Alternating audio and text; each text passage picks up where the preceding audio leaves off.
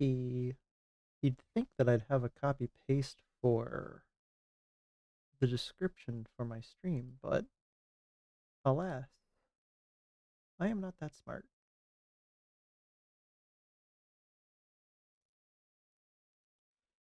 But at least I remembered to do it early today.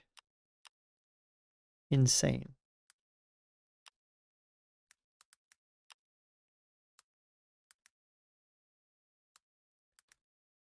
I guess I'll put that one.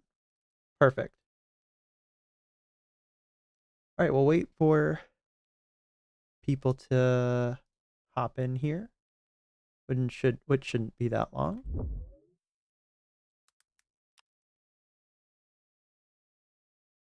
And then we'll start our video viewing for the day. Sorry I wasn't live yesterday, but I had kind of a bit of a responsibility. I couldn't really get around it. So we moved to today. Usually it's on Tuesdays, but I've been thinking about doing Wednesdays in addition to my Tuesday, Thursday, Friday. I kind of want to do, I actually kind of really want to do it every day of the week. But I'm easing myself into doing that, so we'll see how that goes in the future. You know what? I should make a post in Discord. I'm learning.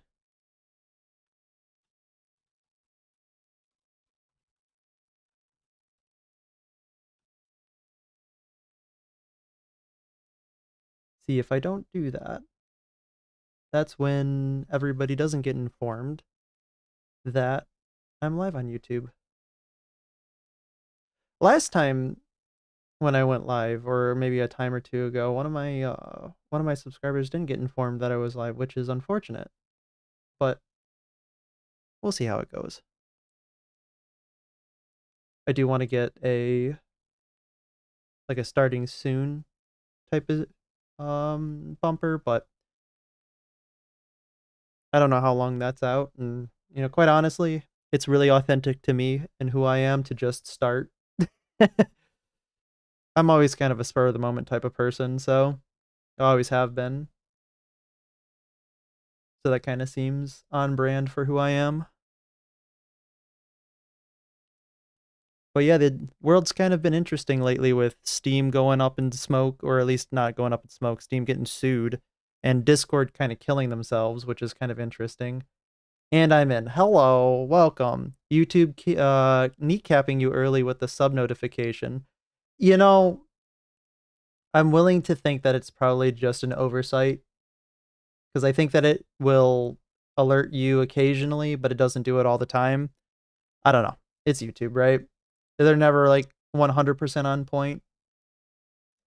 But it is what it is.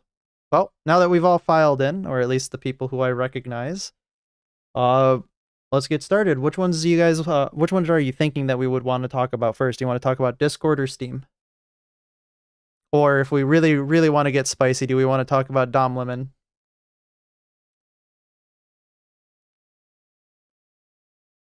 You know me, I like the spice, so to speak.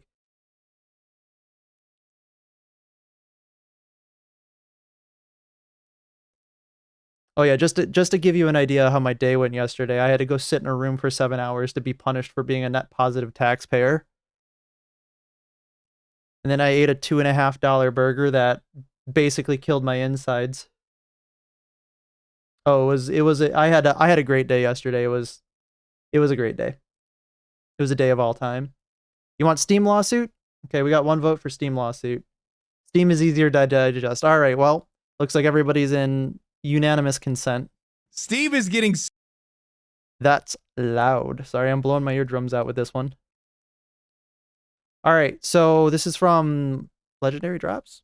Yes. I get him and Legacy Killer HD mixed up sometimes. I don't know why. That's probably just a personal problem of mine, but I really like watching this guy. I remember when it was about maybe a year or two ago, I think he got really popular with Helldiver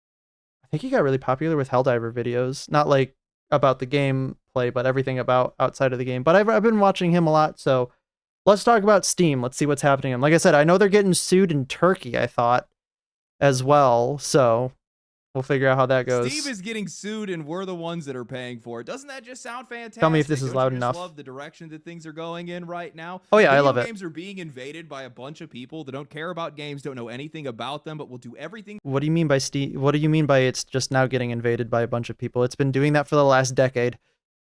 I have been railing against that for a decade at this point. They can to pretend like they represent you just to be able to gain leverage and control over your hobby and ultimately you. Right now, Steam is under fire for, get this, ripping off their customers by overcharging for games. Imagine. I learned something new every single day. They're apparently representing UK moment 14 again. million UK. Isn't Turkey not in the UK? Oh no, sorry. EU? Wow. Imagine, listen, okay. I'm still getting over yesterday's mental anguish. I'm going to be making mistakes today. Oh my god. Isn't Turkey not in the UK? Am I? Woo! We're definitely having a moment. I'm going to move you guys down, actually, because my recording software kind of had a little bit of a screw up, so. Sir? Yeah, well, you know. Gamers, which I would love to meet some of these people because I'm having a I'd love to meet some of the people who are quote ripped off end quote by Steam. Suing Steam to the tune of over $900 million, which is just the Jesus initial Christ payout, because the financial repercussions of this are going to shake the company down to its core. All the changes that they're going to need to make, and of course, all of this is being supported by everybody's favorite guy in gaming, Tim Sweeney. So you know these guys are on the right track. Yay, we love Tim Sweeney. They represent no one. Hooray. Their entire position is based on the idea that Steam is just too successful. They're too good. They're too good at what they do. They have too many customers. They make too much money. They don't spend enough of that money, wasting it. Guys, they're too good, so we have to punish them to bring them down to the shit service level of everybody else. You know, because we definitely want to have Epic Games Launcher competing with Steam. Like, we want to knock Steam down just enough to shitify just enough so that they're a legitimate competitor to Epic Games Store or Origin. You know, anybody remember Origin? I remember Origin. My God. I wish I could go back to a time where if you just made a good product, everybody was like, oh, maybe we should bring our product up to that level instead of forcing them by government legislation to bring them down to that level. Jesus Christ, dude. This is actually going to get me steamed and heated. See what I did there, steamed? Anyway, I'm going to get heated over this. I actually probably might.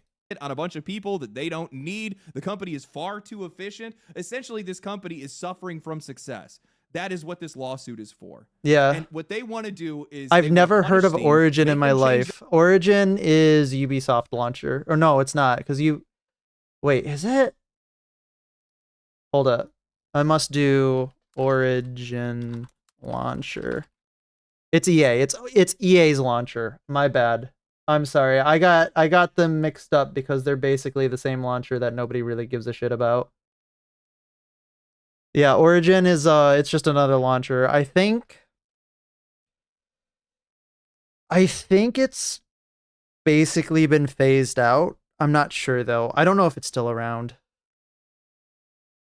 Yeah, EA launcher. And force us onto platforms and onto storefronts that don't deserve our money. Exactly. Nobody is talking about this from the customer's perspective. Who would have guessed? Because it seems like nobody ever wants to ever include us in this kind of conversation. None of these guys are asking. No, your opinion doesn't matter because you're just shut up and consume product. Pay pig.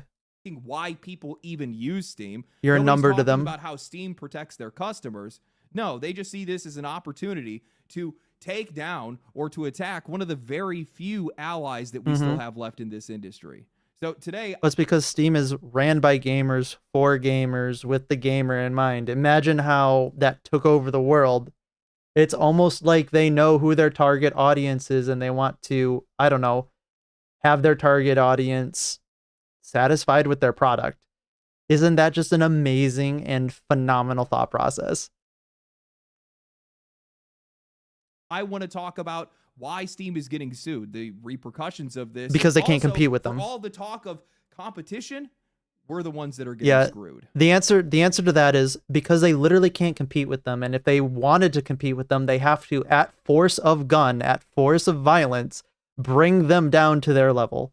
Because that's all government intervention is state informed or state legitimized force.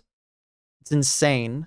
You know what? Before I see it in the comment section, I will proudly declare myself a shill for Steam. I love the platform. I love what it's done for games. And yeah, these guys are the progenitor. I mean, everybody's shill for Steam if you think about it. Business when it comes to Counter-Strike gambling, but you take the good with the bad. And in Steam's case, there's a hell of a lot more good than bad. So much so that I think that you would be hard pressed to find any players who genuinely have a problem with the platform itself, which is why I have been completely caught off guard when I saw that there was news that Steam is being hit with a class action lawsuit on behalf of 14 million UK gamers, claiming that Valve... I want the names of all 14 million of those people so that I know actually who the effective party is and what their opinion on it is, because I don't think that this is being done in good faith. I don't think that the 14 million people that they claim to represent actually agree with this lawsuit. Valve is abusing their market dominance to make players pay too much for games. That claim alone does not make any sense to me because, well, the most common complaint that I see isn't higher prices. It's people drowning in backlogs because of how affordable they make games, especially indie games, after a lot of these endless sales. The lawsuit is being pushed under a campaign called... No one wants to compete with Steam at their level because it's different. It would require them making efforts on their consumer base. Yeah, it would require them to un-shitify their product. Isn't that funny how that works? Called Steam You Owe Us. I'm not exactly sure who us is supposed to be in this conversation, but sure. But the case is being led by Vicky Shotbolt. I see why you say big UK moment, because apparently it is in the UK. I'm very sorry for the fact that this is going to represent your country.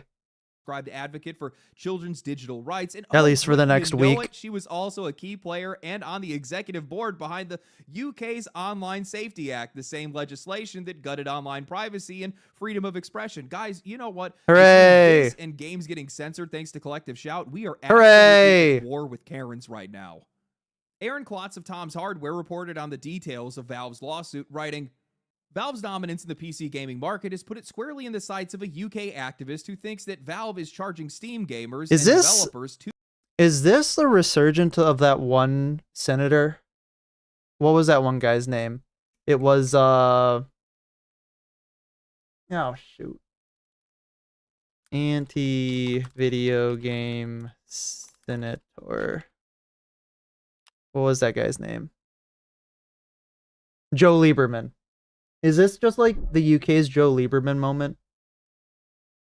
I'm beginning to think that this might be the UK's Joe Lieberman moment. The issue is something new every week, man. I mean, you know. Listen, the reason why they call it a news cycle is because it cycles out relatively fast and because it comes in cycles. Too much money for games distributors. Get used to it. You're an adult. We all have to deal with it now. On the platform. BBC reports that Valve is being hit with a $903 million lawsuit for abusing its market dominance by digital rights campaigner. Abusing its market dominance, okay. All 14 million UK Steam gamers could be compensated, and similar lawsuits could likely hit Valve in other countries. She isn't even in politics. She just complained to the government. I mean, I feel like a lot of people can fall under that category of they're not in the government, they just complain to the government, and they make it everybody else's problem. It really irks me when somebody who is so very discernibly outside of the space and wants to come in and tell you that your space is not good enough or your space is doing something wrong, but everybody in the space is totally okay with what's happening. It's like, oh, okay, great. Thanks. You can go ahead and put your opinion in the bin right there. Up to 14 million Steam gamers. In other words, no one necessarily signed up for this. It's just counting on all of those who have Steam in the UK. Yeah, no, exactly. Like I said, I'm going to bet you that everybody who is, big quotes, part of the class action, end quotes, because you don't have to be consciously part of the class action. That's how they work. Would just look at that and say, can we stop this, please? Like, what are you doing? The lawsuit instigated by Shotbolt claims that Valve is prohibiting games sold on its Steam platform from being sold on other distribution platforms that might charge less for the same games. Valve is also being charged I love the weasel words here. Let's see. Where is the might? Where was that might? Prohibiting games sold on Steam platform from being sold through other. So Valve is prohibiting games sold on Steam's platform from being sold through other distribution platforms that might charge less for the same games. Okay. What that boils down to is they're making the claim that Steam is actively stopping games from being sold on other platforms, like they're taking an action for that, which is completely untrue. Like, as far as I'm aware, Steam's like, yes, sell it on whatever platform you want. It doesn't matter. You can sell it here too. And they're trying to disfigure that argument into saying that Steam is literally stopping them from being sold on other platforms by its market dominance, which is just absurd on its face. And then they use the word that might charge less for the same games, which is already a conditional hypothetical that nobody would be able to believe because Steam puts everything on sale and at a fair market price, like the market price. There is no might about it. They will charge you more or the same money for the same game. Oh my God, I hate this argument. Oh, I'm gonna get mad. That's 100%. That's 100. Hold up. That's like 20% of the UK's population. That's 100% all the Steam users in the UK and not a specific amount. That might also be, to play from another side. That might also be representing users abroad who use Steam's services in the UK, but that's probably a very narrow cross section of it. So yeah, they're likely trying to say all users of Steam who happen to be in the UK, which is just like, you signed up for this, by the way, Munstry. You totally agree with this lawsuit, right? You're part of this class action lawsuit. Oh my God. I can't even believe it. I would be pissed if I were you. I'd be like, I'm writing a letter right now being like, ain't happening. Kill this lawsuit. Wait, so if the case that they aren't suing Microsoft, Sony, or Epic, who all have exclusivity arguments? Well, like we just said, Origin, LOL, who uses that, or Epic Games, or when you just said Epic.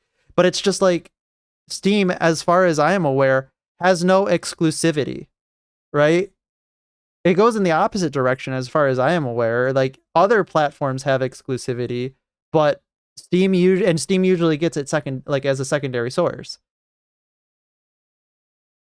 I'm gonna assume that it was legit if this doesn't get thrown out, or LSGT. I don't know what that acronym is, but yes, if it doesn't get thrown out, I mean, Volpe reading on Peak today. Imagine. Wait, did I read it wrong? You know what? I probably did, but I still think I made a good point. With allegedly imposing at least that's what I'm going to say provisions based on its in-game purchasing model, where PC game add-ons or DLC only work through Steam if the base game was purchased through Steam. Yeah, and the DLC only works through Xbox if purchased on Xbox, and the DLC only works through Epic if purchased through Epic, and the DLC only works through PlayStation if purchased on the PSN store. Imagine. Finally, Valve is also being charged for charging consumers too much based on excessive commission charges. Excessive commission charges. What? The idea that Valve is somehow using anti-steering based on its in-game purchasing model because of DLC and microtransactions that don't work on anywhere other than Steam, that has nothing to do with Valve. That's how every single platform works. If I buy DLC on PlayStation, I can't use it on Xbox or Steam. If I buy that DLC on Xbox, I can't use it on Steam or PlayStation. Exactly. The same thing goes for Epic. That's not a Valve policy. That's just basic platform separation. And now, sure. No, but Steam can bear the brunt of this fault because they're the biggest platform out there, and it's a way for them to be able to make a point without actually making a point. This sounds really bad to the normie politician who doesn't play video games, who doesn't understand video games, and who doesn't understand how any of this works. And they're like, oh yeah, that sounds terrible. We should probably change that. It really will fall down to the people who are affected by this lawsuit writing in and saying, listen, you're being an idiot. Stop supporting this. Drop it, please, for the love of God. I would love it for all digital purchases to be multi-platform. I'm pretty sure everybody would, but yeah, that's I would love that. But infrastructure, not platform control. These guys have no idea how video games even work or how any of these storefronts. I mean, work. I'll bet you that Steam would be like, if you wanted to buy it on Epic, sure. We already know that. I bet you they'd be fine with that. Of games that use account-based systems where they track your ownership regardless of platform. You just log in and all that content carries over the same way you use like mobile games and you can log into your phone or to your PC or to your video game console or whatever else. But that's something that's not universal. That's not all over the place. I mean, you can go ahead and sue game makers, but you can't sue Valve over that. Then there's the excessive commission charges argument, which honestly reads like it was something that was just Yeah, I've never heard this argument, by the way. Valve charges 30%. That is the exact same cut as Xbox, PlayStation, Nintendo, mobile platforms. Hell, even GOG charges that much. The only real outliers that we have is the Microsoft Store that nobody uses and the Epic Game Store, which also nobody uses. So why is Steam being singled out here? Why not just sue the entire industry? It's almost like you're just targeting Valve for another reason. Because the market share of the that's exactly what you're doing. This isn't about commission rates. It's about the fact that they're actually trying to how little regulators sue everybody think they should be allowed to make. They even try to point this out that Valve's efficiency, roughly $50 million per revenue for employee. I think I misunderstood that. I think what he's saying is they're only suing the same thing that I said. They're only suing Valve because they're the biggest kid on the block, so to speak. But I think he actually touched on an interesting point that, you know, this actually kind of opens up a weird Pandora's box in a way where you can continue to go after all these other companies afterwards. So really, if they really wanted to go for self-preservation, all of the other companies should be getting behind Valve and saying, no, we don't want this. This is bad. Is evidence of their wrongdoing instead of their competence. That sentiment shows up when they point out the Wolfire Games case, which Steam is also actively in right now, where they say Valve invests a minuscule portion of its revenue into improving and maintaining the Steam store. Because it's already good. Wow, who would have thought? I know that, I don't know if he's going to touch on this, but I know that they're also being sued in Turkey right now, which he might talk about. And I saw something on this not too long ago, in which, you know, I might go out and look to see if I can find that same video and we can talk about it. But I know they're also being sued in Turkey. Very few personnel allocated to the Steam Store business development, customer support, and engineering. Competing stores genuinely offer superior infrastructure and support despite their much... This right here, the competing stores generally offer superior infrastructure and support despite how much smaller market share. That is a bold-faced lie. If that weren't a lie, everybody would not be using Steam. Like, it's just a lie. I don't even know how that they, like, honestly, whoever wrote this should be brought up on grounds of perjury, because that is lie. I just want to hear about the Rothschilds patent troll lawsuit again. You know, from what I heard, I think they just lost that. The Rothschilds did, which, you know, big W for Steam. If something comes across, we can definitely talk about it, but I don't know nearly as much about that because that was developing as I was picking what to do for this stream. So maybe we can go out and look for it. If somebody's got a video and they want to put it in recommended videos, I'd be, you know, happy to go over it, but right now I don't know much about it, but I did hear about it. Smaller market share. Yeah, okay, and those stores suck, so what does that say about them if they can't accomplish a fraction of what Valve does while operating with far more people, more money burned, and vastly worse results? Steam is the most well-supported platform in the entire industry, bar none, and it's not even close. It is loaded with features that nobody else has. Exactly. Together, integrated modding through the workshop, direct player feedback through game-specific forums and reviews, discovery I don't tools, see tools, Epic Games having any of this stuff. That actually work and happen almost instantly. I could just other companies probably put more revenue into the storefront. It's just they make stupid decisions. I would say that you're probably right about that. They definitely make stupid decisions with the revenue that they put into it. But I think they also put in a higher degree of proportionality. So the argument that they're making is that Steam doesn't put as much money into their development of their storefront as other, you know, smaller storefronts. What does that mean? That argument ostensibly means nothing. Because they need to actually have hard numbers there where we can look at how much is the disparity and is it percentage based or is it strictly numerical based? So I would look at that in either aspect, saying that both percentage and numerical base makes absolute sense that they do that, just on virtue of the fact that they're a bigger platform, that it's a nothing argument. Like, if they're making $1 billion and the next closest competitor is making $1 million year to date, then they're only going to be putting, like, we'll just say 10% in, which would be $100 million, which, that's not that much, but 10% of the other guys is like, 100,000. Or let me remake this argument because I'm making it in a stupid way. If they're making $1 billion and their maintenance for it is only $1 million, and the other guys are making $1 million and putting that entire investment of $1 million back into it, it would make sense because they probably don't have to spend that much, right? It makes sense that they wouldn't be spending, nearly as much percentage-wise as somebody else. And it would also make sense that they wouldn't be spending nearly as much in a direct monetary-wise because they already have the infrastructure there. Imagine how that works. I want to know who's on the bankroll for this lawsuit. They're willing to say in legal documents that Steam's interface is worse.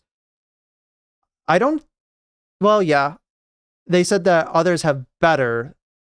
I don't know. I don't know how qualitatively that could work in a legal setting, though. Like how the qualitative arguments work in such a way. I mean, obviously, if I were Steam, I'd sue him for defamation.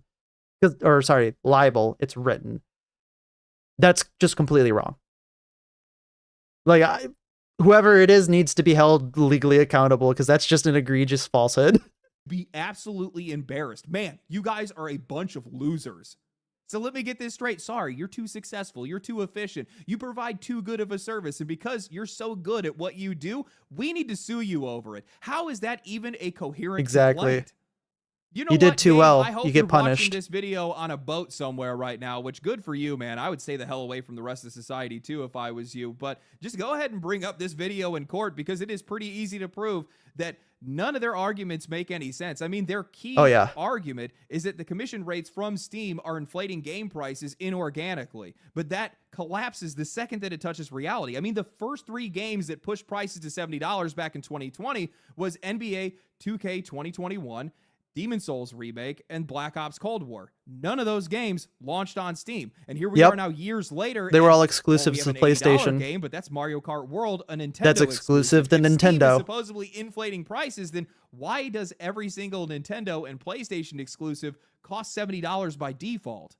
I mean, these guys then try to back up that argument. Isn't that funny how that works? Allow developers to charge lower prices on other platforms, that they're pressuring them to offer the same deals or risk being removed from Steam, except according to Steam's own policy, this only applies to Steam keys, which makes perfect sense. Steam takes 0 commission from Steam keys. They allow you to go sell those keys elsewhere if you want to, but they don't want you undercutting the price on their own storefront using those keys that cost them money to distribute and support. So why would any company want to use their infrastructure, distribute keys, and then have you undercut them and also screw over their own users? Right. You know what, guys? Maybe I have this entire thing wrong. I mean, we have Tim Sweeney coming out in support of the lawsuit, claiming that Steam's handling of microtransactions is unlawful and claiming that Valve is doing They the must same really thing as want to Apple kill and Google, Steam. where those were lawsuits where they were both found to be handling things illegally. He compares non-transferable. I mean, what am I DLC saying? Of to course they cars, want to kill saying that Steam. Car makers provide a service too. That doesn't mean they get to dictate what you do with your car after you bought it, which I find especially funny coming from the CEO of Epic, because DLC on the Epic Game Store isn't transferable to any other platforms either. That analogy gets even richer. I do think that that's an interesting argument for him to be making, because if I recall, he was a big advocate for you are renting your games from the platforms that you're getting from. You're not actually in ownership of them, which I very much dislike. I only have the Epic Games Launcher installed for the weekly free game.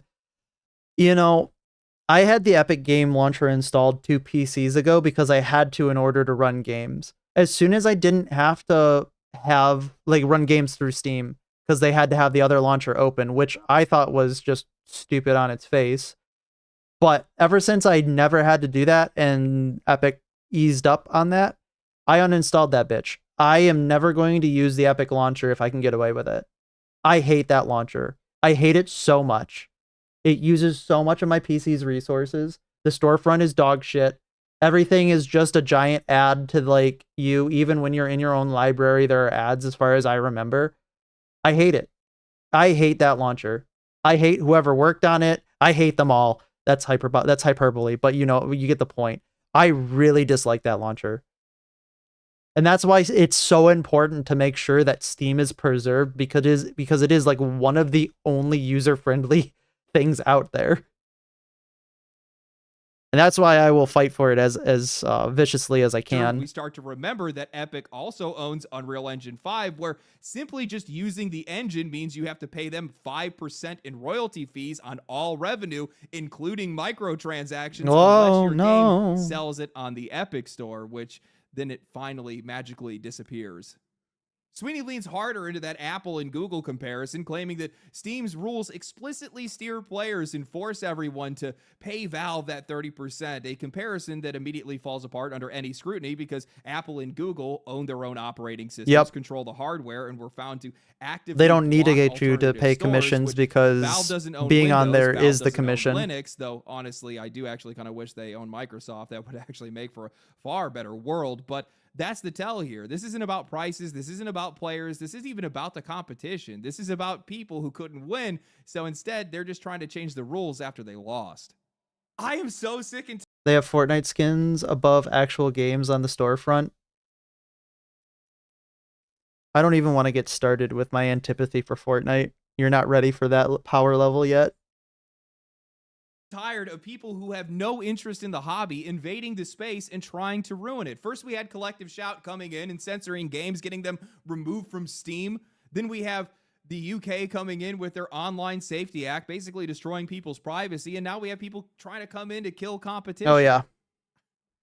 I am all for litigation and controls around predatory practices in video games. Yeah, but it's kind of, the litigation has got a little too much recently. Stuff that's going on with Roblox as an example. But you can't convince me that this isn't just a one-sided attack going after Steam because they are the best available platform on the market and they're run so efficiently that it barely costs them anything to be able to run it.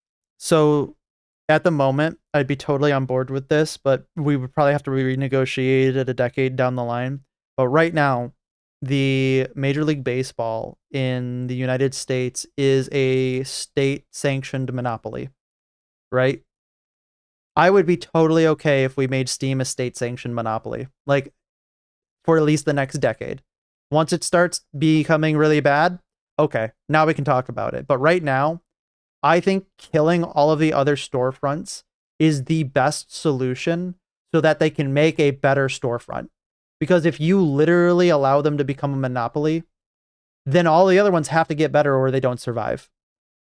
I would love to be in a world where I could be like, the Epic Game Store has these bonuses rather than Steam, who has these bonuses, and be able to have both of them work just fine.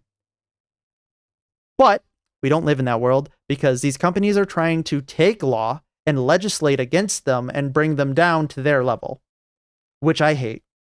So in order to fight back against that, I think we should just smack them right in the face with the system of law and then go back to making it so that, okay, now they actually have to make something good. That's just my hot take. This is all under the guise of being anti-competitive. You know what's anti-competitive? Trying to make the fastest runner sit in a wheelchair. I'm fine with Steam having a monopoly until Gabe dies. Then they need to prove themselves again. Exactly. The other platforms just simply aren't good enough. Steam is just in a class of its own. Long may Gaben live. We are the one that chose them. I hope he lives for the next 100 years. I hope he outlives me so I don't have to live in a post-Gaben world. Platforms or try to use other storefronts? You represent 14 million gamers. Sure, I totally believe you. They act as though Steam's revenue just goes into the ether. Like it just disappears. It just goes to Gabe's boat or something like that. That's definitely not the case. I mean, they have 22 themed game fests. I'd gladly buy Gabe another boat. Genre that's going to be showcasing indie games. Gabe is a saint, and I can't be convinced otherwise. Nope, you will never be able to convince otherwise. As long as they're actually on the platform. I wonder if the Pope will canonize them. That'd be great. Policies and protections State Gaben of Steam developers as well as their players. It's just, I'd vote for that. All these guys are just paying attention to the flow of the money, but they're not asking why that money is flowing. And I think that's the key to this entire conversation, because I think another problem is yeah, they might not be asking why that money is flowing, but they're also asking, how can I stop that money from flowing in a way that doesn't make it so that I have to spend more money making my product good? Which is probably more the problem, because I think it's probably cheaper for them to be litigious than it is to make a good system. Which is shocking in of itself, but you know, we live in this world. They don't care about any of this stuff. All they care about is the money. Notice how every single time somebody comes in and says that they're doing something for us, things always get worse. We get less choice, we get less freedom, and we get worse service nearly every single time. And that's exactly how this is going to go, because the one key thing that they're going to try to use as proof, the David to their Goliath in this situation, is that they caught Steam trying to protect their players. Oh, man. The horror. If any of these people bothered to ask users why they use Steam, they would immediately realize that the answer has nothing to do with what they're trying to burn it down over. I use Steam because it's simply the best service in the industry. It feels like it was built by gamers for gamers, and you feel that with gamers in mind. Every single part of the experience. It's wildly convenient. All my games are in one place. Modding is just checking a box, and at any moment, I can see how players actually feel about a game right now, not how it reviewed 6 months ago. Imagine being disconnected from the gaming world. You see a static score, 4.5 stars or 8 out of 10, with no context, no timeline, no warning. A second Steam has hit the IGN towers. You buy the game only to find out that a recent update completely broke it. We've seen this happen repeatedly. Games that were critically adored at launch become borderline unplayable months later, and that protects us in a way. Lets us be able to know more about Honestly, though, games. Steam user reviews have literally killed gaming journalism for the better. Just don't like that. Now, one part of the conversation all I can say is thank God is the claim that Steam is forcing developers to avoid offering lower prices on other platforms, not just with Steam keys, but more broadly. This argument largely traces back to a lawsuit Valve is still currently dealing with right now, the Wolfire Games case that started back in 2021. In that suit, Wolfire points to communications with Valve employees, suggesting that if developers offered lower prices somewhere else, Steam could take action, including reduced promotion or even removing the game entirely from the storefront. The language that is being used here is could and probably and might. Well, it certainly sounds like that you're basing your argument off of a conditional hypothetical, which traditionally people do not have a good track record at being able to follow.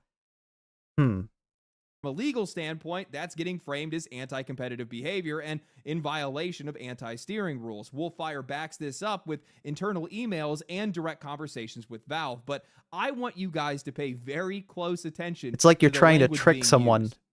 The Wolfire suit lists emails and internal conversations that read as follows. We'll never show up and ask you to undercut your customers on other stores, and we expect you'll treat our customers with the same respect. This is a platform goal that goes beyond Steam keys. Wow. And use the threat of not how promoting reasonable them or stop selling it altogether if they raise their price elsewhere or lower the price on Steam, right? Our practice is to have a conversation with the developer to understand why the price is lower elsewhere and see if we can figure out a way to get Steam's price to a similar price that it is on other platforms. We wouldn't be okay with selling games on Steam if they were available at better prices on other stores. All of these are like undercutting their own argument in the funniest way possible, by the way. $10 at retail and $20 on Steam, we would ask that you lower the price or stop selling the game on Steam if we couldn't treat our customers fairly. All right, now, sure, you can make the argument that this is anti-competitive. That's the legal framing. But from my perspective, and probably yours, this is inherently pro-consumer and honestly, unfathomably based. Steam doesn't... And pro-consumer is competitive, by the way, because you are competing, surprise amongst surprise, for the consumer. Want to compete on price because, as they said in their emails, it doesn't treat the customer fairly, and they're right. Price competition is the laziest form of competition because it doesn't require you to be better. You just get to jerk the customer around. If the platform is worse, well, you just get to cut prices, and it avoids having to actually fix anything. You don't have to improve your features, your infrastructure, or your trust. You get to subsidize inconvenience and call it competition. At that point, users are not choosing a platform because it's good. They're choosing it because it's cheaper, and that's a far lower bar to clear. Yep. Beyond that, the moment the price becomes the primary lever, we are the ones that are being inconvenienced. We are the ones that have to pay for it. Players get pushed around. We have to juggle storefronts, fragment our libraries, and we lose out on features just to avoid I would feeling gladly pay $10 overcharged. more How just to exactly have is a that game fair on to us? Steam over any I other think what these launcher. companies I'm are going to be afraid of completely is real fair about that. competition, competing on service, because if you win that way, well, now you're forced to keep earning your users, and we're the ones that stay in control, and that is definitely something that these guys do not want to have to deal with. It's way easier for them to just cut prices rather than to have to build something better, and that's why these guys keep trying to change the rules. What I find so absurd about all of this is that Valve doesn't even do any of this in practice. And even when their competitors try to undercut them on price, it doesn't even work, because price cutting doesn't keep customers when the service itself is worse. Steam is just the better platform. Exactly. That's why people keep choosing it. Tim Sweeney can complain about it all he wants. He can call Steam unlawful, but his own storefront proves the opposite of what he's arguing. There are tons of games that Epic gives away for free that are not on Steam for free, and the players still choose to buy them on Steam anyway. This came up just recently with the head of Imagine New Blood how that pointed works, out by the their way. new game Blood West sold over 2. Imagine having to offer free games on your platform and still not being able to convert those people into users. Like, how delusional do you have to be in order to live in a world where you think that that's the other platform's fault? Huh. Man. You know, honestly, if only I could be so unburdened as thought as these people, I think life would be much better for me. 100% more copies on Steam, even while it was being given away for free on the Epic Game Store. Sweeney tried to cope in a response saying gamers and developers win by having more options and better deals, but the growth charts do not back that up. Epic's own numbers show that while its users have tripled over the last 7 years, third-party revenue, games people are actually buying, has only grown by 1.6%. Even free is not enough to overcome a worse service. People will always choose the better platform when they're allowed to, and that's exactly what lawsuits like this threaten. The entire case that they built around it is this idea that Steam is some... I don't know if he's going to talk about this, but it's also interesting because Steam has ended up building such a brand loyalty to them that it will be nearly impossible to overcome, mostly because, again, they're so pro-gamer and pro-consumer. So good luck. You're probably not going to do it unless you become mysteriously and miraculously as pro-consumer or more pro-consumer than Valve. How responsible for higher prices, but what do they actually expect to happen? That the prices are magically going to drop? But these people only care about money. Across the industry. Do they think that Ubisoft, Microsoft, EA, or anybody else is suddenly going to start charging less for their games while they're also openly pushing for $100 games? Of course not. They're just going to pocket the difference, and we're going to get nothing. Now, you could argue that this helps smaller developers, and sure, I would go ahead and agree with you on that. That's less money to a middleman and more money to the creator and more games for us, but that's the optimistic version that almost never actually plays out in reality. Prices are going to stay the same or keep rising, and the only real outcome is an industry punishing one of the few platforms that goes out of its way to work for us. And that's exactly what Steam does. Yes, they've been litigated into changing some of their behavior over the years, but compared to the rest of the industry, they have consistently taken the high road almost every single time. Steam is the only major platform with a no questions asked refund policy. They force developers to honor their deadlines on season passes and DLC so their customers don't get rug pulled. By the way, that change that they made to early access was such a good change in my opinion, so that you don't have things that are just infinitely in early access. I was totally a huge proponent of that change, where you was like, okay, once you say a game's coming out in early access, you have this long before it actually becomes a game. That needed to happen because that was starting to get really abused really fast. They offer family sharing, so you're not rebuying the same game 5 times for a single household. They banned in-game ads while everybody else was rushing to go and patent different ways. Every day I wake up happy that I live in a world where I don't have to see advertising in the middle of my games. To inject them into video games, and they banned crypto and blockchain games outright because they knew it would put their customers at risk. None of this is accidental. None of it's universal.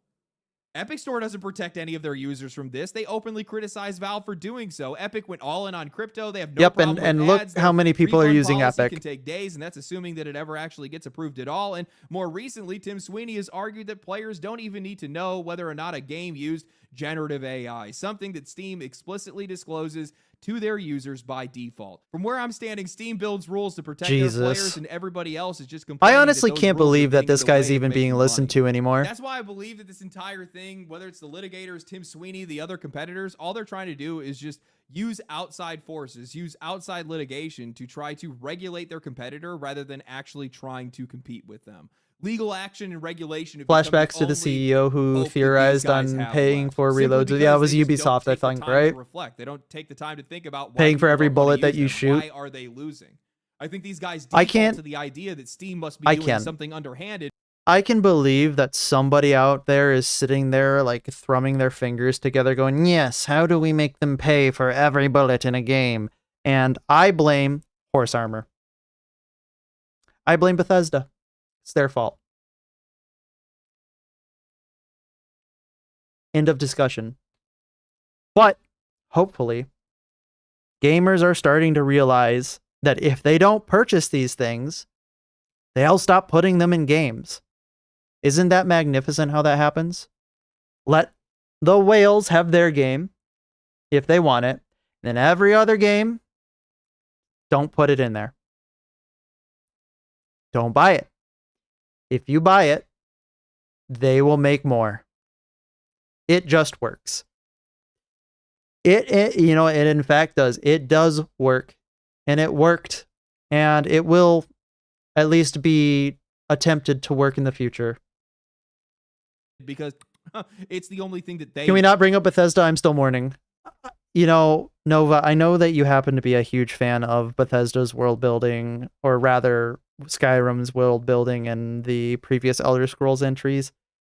I mourn with you the eventual disaster that will be the Elder Scrolls 6. I hate to say it is the way that it is, but everything's being shitified, and as long as they continue down the path that they're doing, I will be right there mourning with you. I think that these companies and outside investors are doing whatever they can to try to pressure Steam and put them into a weakened state. Not only because it gives them an opportunity to hopefully steal some of their customers, but also I like how you use the word steal. They're hoping that it because that's totally what they would do. Valve loosen their grip on how they protect their players, and also just the quality of service that the platform has by itself. If they make less money, then that means that there's less money that goes into the platform, and then also maybe they might, let ads through. They might let crypto through or something else. The reason they want that, and that's the route that they're trying to go, is because their games are also on Steam. They can't be doing shady stuff on their platform, but just not do it on Steam. They need everybody else to jump at the same time, and I think that's what these guys are trying to go for. I don't know, man. If Steam loses this, it's going to hurt. It's going to hurt really bad. And it's not just the initial fortunately, I don't think that they are going to lose it. I think this is just patently absurd as a lawsuit to begin with. Which is going to have long-lasting effects to how much money the company can make. Also, at the same time, it goes into the position of them getting basically sued pretty much across the world, because when you see a class action lawsuit out in one area, you're going to see it in other countries. At least countries that share similar legal frameworks from a lot of different places right now, and this is just going to add on top of it. So who knows how much something like this could cost them. And we're not going to see anything from it. We're not going to get any benefit from it. No, we're going to get shitified from it. No universe is that ever going to happen. The only thing that's going to end up happening, it's just going to be the exact same thing that we saw with digital games. Where, we're not making this anymore, so you're going to get savings because of that. That never happened. Same thing goes for AI. It's going to cut costs. None of those savings are ever going to be handed down to the customer. Those guys are just going to pocket all. Video games are $80 now. There will be $80 for the foreseeable future. They're going to stay the same. Believing until they decide $100 games, and then there'll be $100.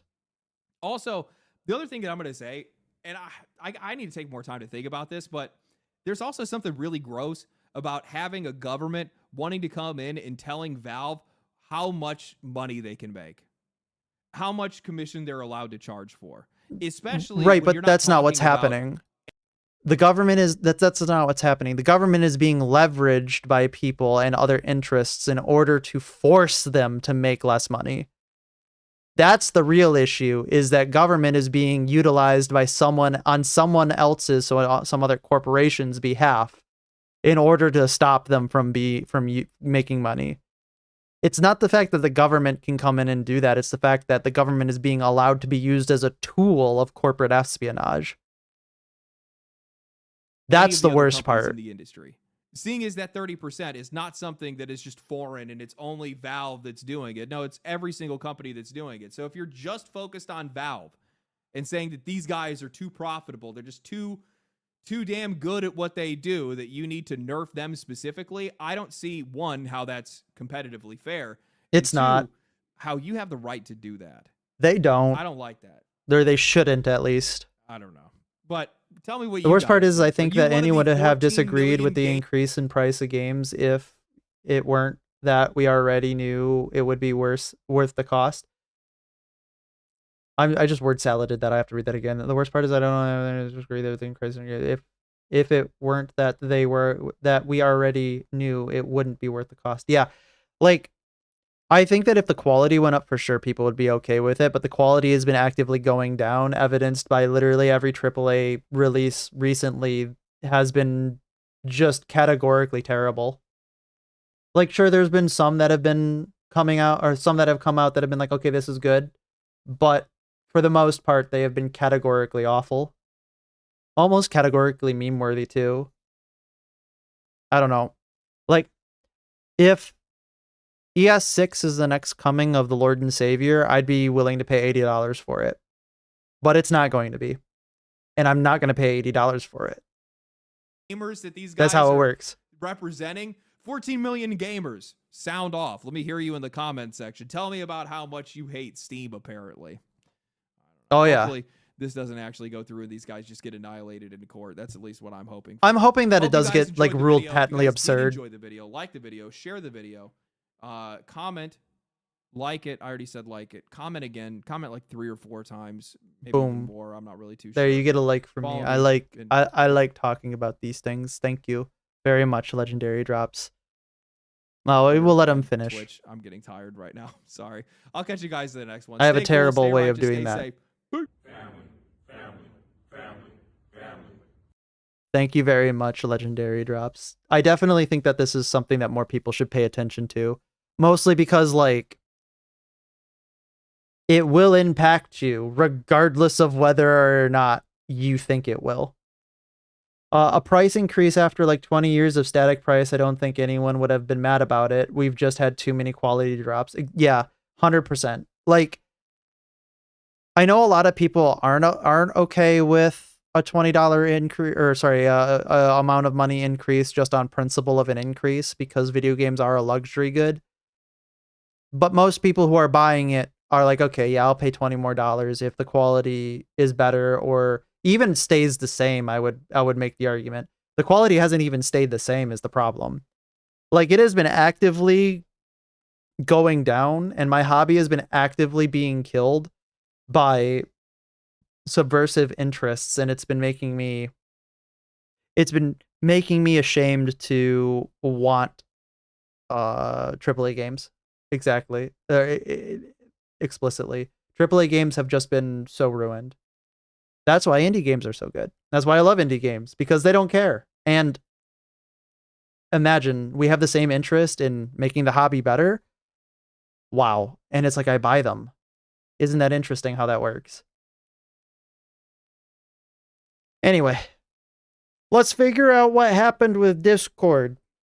We're going to watch a Charlie video. We like Charlie. Charlie's pretty cool. Hello, Mr. Penguin Zero, Mr. Charles, Mr. Moist Critical. I'd still pay the same price for Ocarina of Time. Yeah, exactly. All right, Mr. Moist Critical, tell us about Discord. What's Discord doing? I've heard a little bit about it. I am a little worried. Discord's come a long way since its humble beginnings as a Reddit tier, memer, fedora-tipping, narwhal, baconing at midnight service where every time you fired it up, it'd toss... That was a lot of words that definitely define Discord. Like constructing additional pylons and overloading on memes, watch out for Wumpus, and anytime you contacted their support, you were put in touch with Springle, the mystical gnome fairy elf wizard. I need an alternative to Discord. Well, too bad all of the competitors to Discord were killed when Discord came out. I don't know if anybody else is going to make another one. And I think there's some good reasons and some bad reasons for needing a little bit more moderation of it, because there are some pretty bad things that happen on Discord. However, I live in a world where two things can be true at once. You shouldn't be letting people on Discord who are under the age of your TOS. Imagine how that works.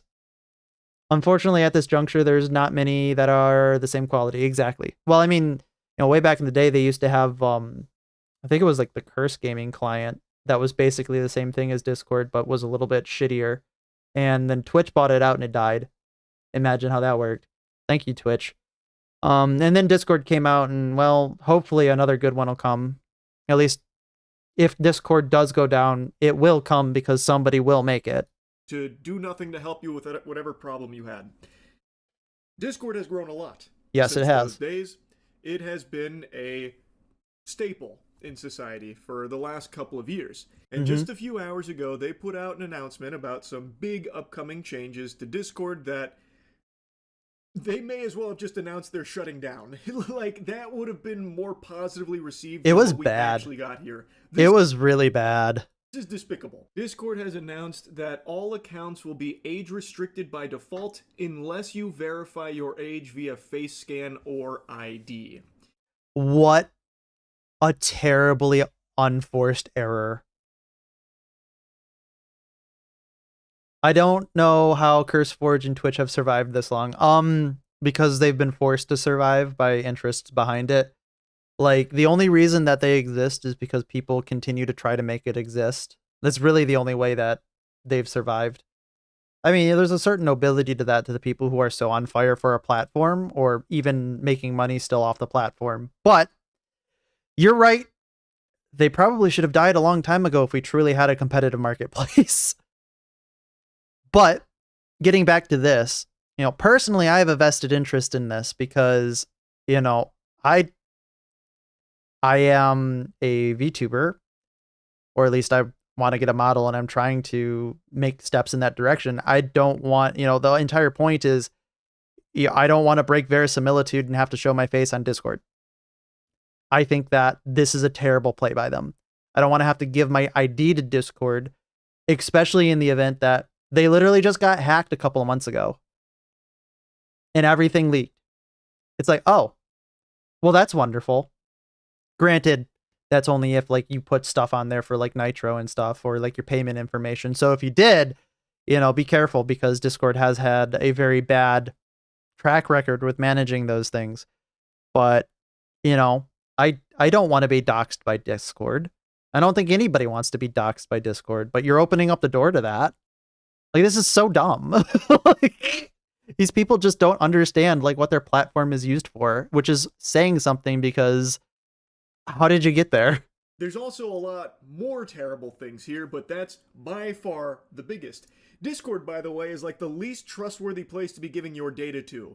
Only a couple months ago, Discord had a huge data breach where hackers got tons of data, as well as 70,000 fucking government IDs. Imagine. Giving Discord your biometric data and ID is like giving your paycheck to a polymarket gambling addict. It's just a terrible recipe for disaster. Now they're going with the standard play from John Madden's playbook here of corporate gobbledygook, where they're saying that this is welcome to the OSA. I imagine. Please don't do this to me. In order to create a safer experience for teens that use Discord. Also, so this right here, this is what they want to do. So Discord will soon be expanding teen safety protections worldwide, including teen by default settings. Okay, listen, brother. Just don't allow teens to use Discord. Wow. Isn't that fucking something? Why can't we just have a platform where people who are not teenagers, who are older than that, use the platform? And in order to use the platform, actually, honestly, I know why. It's because they're probably more likely to pay for Discord Nitro with mommy and daddy's credit card. So that makes sense on a business standpoint, but like, at the same time,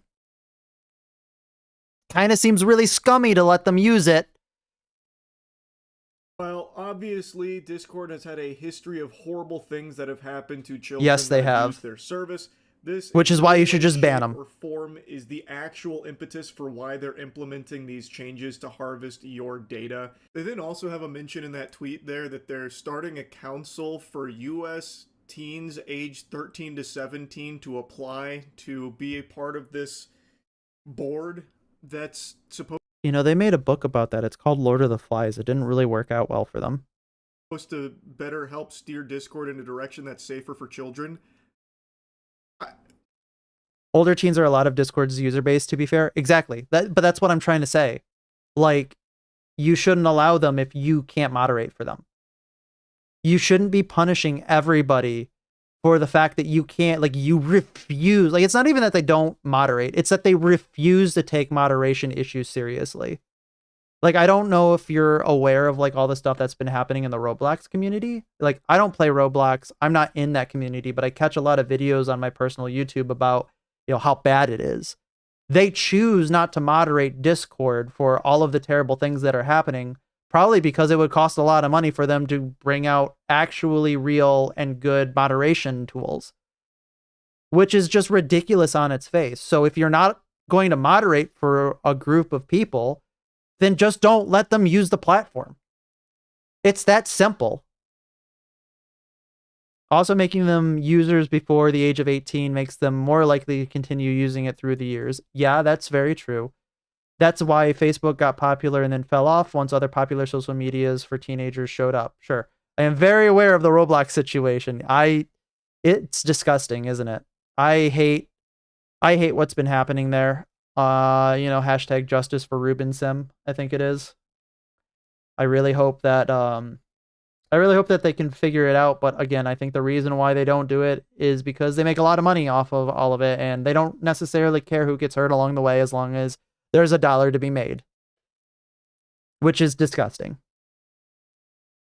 What do you like? How does a kid submit a resume? What's your work experience? We need at least 7 years of Nickelodeon internships or something in order to accept you on the Discord. Yeah, I'm sure that this body will also have a lot of impact. It's a very weird proposal. Now, going to their announcement here, when would users need to verify their age group?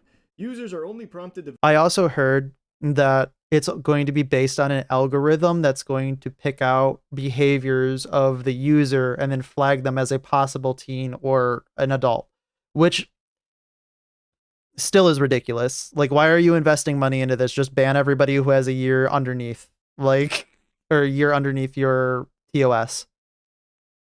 Easy.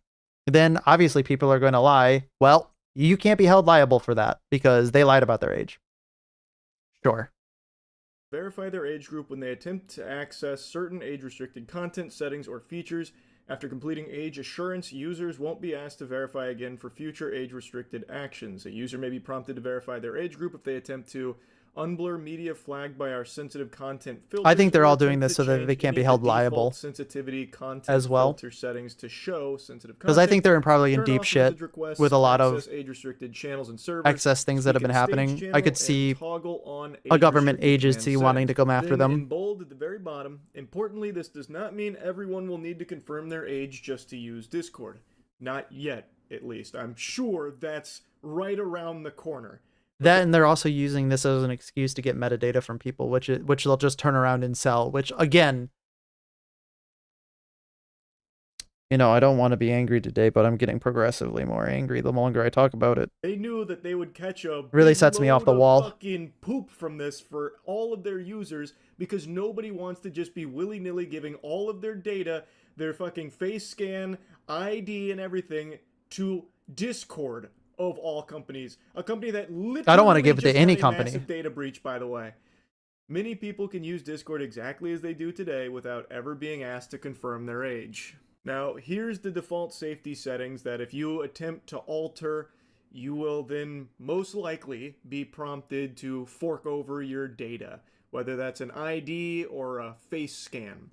So they're calling it teen by default. You know how you can get around not having to do that? By not allowing teens on your platform. Establish a clear safety baseline designed with teens in mind, with flexibility for adults to customize their experience. Adults can always choose to verify I recently heard that 2 of the people involved with Discord were positively tied to Tencent, so that kind of explains more too. Really? Or sorry, previously tied to Tencent. I can believe that, honestly, because these people kind of run in circles. And, you know, say what you will about Tencent. I happen to not like the fact that they have been infesting gaming for the last little bit. I am not a big fan of Tencent, especially because they take very censorious actions. So now that kind of puts into perspective a little bit why this might be happening. Their age and change them, or Good leave spy. the setting as is. Unless a user is confirmed to be an adult, these safety settings stay in place and can't be changed. So they're immutable unless you are giving, of course, your precious data, which is a currency more valuable than money, which is why every company is scrambling to do everything they can to try and roll out some changes that require you to give them your data. So that way they can sell it to other entities. At this point, it's most likely going to AI-based companies, but it goes all over the place, and it always has. So then it goes into lay out the default settings, such as the content filters, age-gated spaces, message requests, friend request alerts, and stage restrictions. So the wacky new philosophy if you have a peer-to-peer message service, period, you can't allow teens, just categorically, anybody under the age of 18 on it. Too much liability, too much excess stuff. Just instead of putting everybody else through this protracted idiosyncrasies, we'll call it, because I have more special words that I would call it, but they might be TOS. Just categorically ban them. Problem solved. But they're not going to do it. They're making money off of them. There at Discord is everyone's a child unless proven otherwise. Children by default. It's a pretty interesting strategy. I don't know if this is what Wumpus has been cooking ever since they banished him to the back rooms or what, but fascinating idea. Brace yourself, because maybe this is a controversial take. This perhaps could be spicy. Do you know how you really protect children on Discord? I'd say it. Don't let children on Discord. Oh my god! Genius coming from the Florida man himself. Absolutely genius. I can barely contain how mind blown I am. Jesus, this man, next president of the United States you're looking at. Me when kids shouldn't be allowed to play gacha games. You can't hear or see me right now, but I'm literally rocking back and forth with my eyes rolled up into my head with just how sheer blatant brilliance is being displayed right now.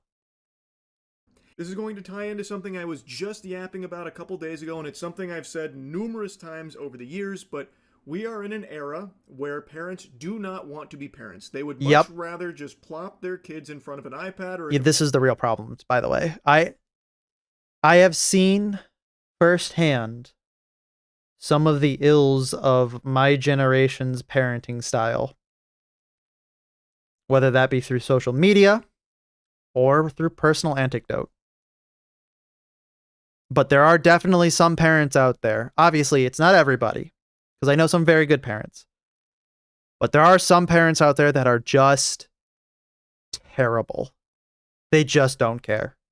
They shouldn't be able to make microtransactions in general. You mean they shouldn't in Discord be able to make microtransactions? They shouldn't make microtransactions blatantly, period, in general, or children shouldn't be able to purchase them? I enjoy gacha games occasionally, but the microtransactions are the issue. Okay, so just in general.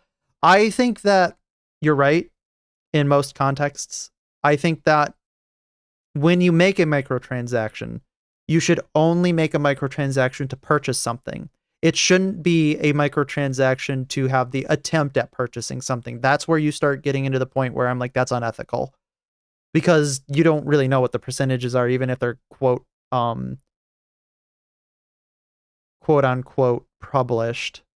Yeah, no, children definitely shouldn't fucking purchase microtransactions. Sorry, it looks like my kilobits per second went went really bad. Looks like I have some bad internet right now. Well, can't really fix that right now. So I guess it is what it is. But yeah, children shouldn't be able to purchase microtransactions, period. Like, they shouldn't even be allowed anywhere near it. Wish microtransactions weren't a thing, but children should 100% not be able, 100%. Like, as soon as you have microtransactions, it's just like, what are we doing?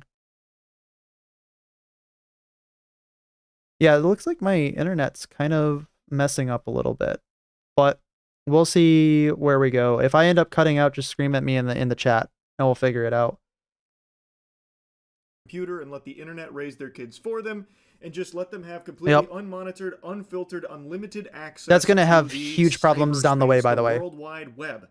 And as such, the entire landscape of the internet has shifted to constantly be catering towards children using it, which is extraordinarily different from how it was when I was growing up. Yeah, I remember when video games used to be a hobby for adults. And kids had like certain special pockets online. But by and large, the internet was focused on adults using it. Whereas, and that, parents, is why we don't connect our credit cards to our devices. Wow! Oh my god. Who would have thought? Truly, who would have thought? Now, it's just been normalized for parents to turn their kids loose online and let them run wild. So as a result... Honestly, I think it's kind of an interesting problem because these people grew up in an era where the internet was segmented and sanitized for them when they were kids, and then they grew into their own spaces on the internet, and they think the internet still exists in the same way as it did back in the day. Because, like, you know, again, not to say how old I am, but I remember back in the day when you used to only be able to browse the internet through the AOL browser and through being able to, you had to have the link of the website that you're going to, a pre-Google era, pre-indexed era. I remember that. And I remember throughout the entirety of my tenure on the internet, there have been special spaces carved out that were specifically made for children. And when you ventured outside of it, you are no longer in child space. You are in adult space. I wish we could have that back because I think the internet got much worse when you had to censor everything for the benefit of a few minority of people who shouldn't have been there in the first place. And I think that's where we're having a problem. Everything on the internet has changed in order to compensate for that. And make no mistake, Discord making this change, its primary goal isn't to protect kids using their service. Damn, you old man. Hey, don't use the O word here. That's really offensive, okay? Your data, because it's going to be very, very valuable for Discord. And getting everyone more and more comfortable with mass surveillance and no privacy turning over your information. Club Penguin, Neopets, and all the toys, their own websites with games. Exactly. Everything in their power to do. They just found a convenient excuse to try and paint it as something good, like protecting kids from bad people on Discord. Now, something else in their announcement is this. Again, you wouldn't have to protect kids if, you know, they introduce weren't on Discord. Age inference to help determine with high confidence whether a user on the platform is an adult.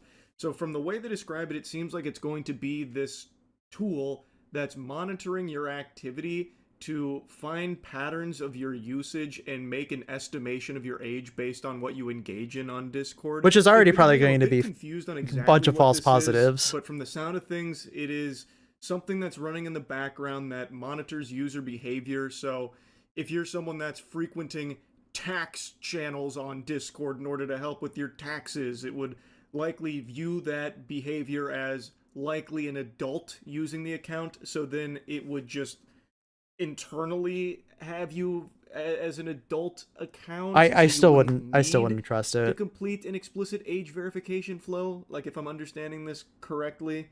Again, so we wouldn't even need to have this if you just enforced your TOS and removed teens from the platform. Not long ago, where it monitors. It makes me so upset that the obvious and simplest solution is just ignored by the platform. Based on what they engage in on the platform. So for Discord, it seems like it's doing that too. And if it determines that you're an adult, you might not have to submit your facial scan or government ID. But again, I could be totally wrong. Now here's Discord treating its users like dogs, trying to coat. I also have questions as to what it's going to interpret as adult behaviors on Discord.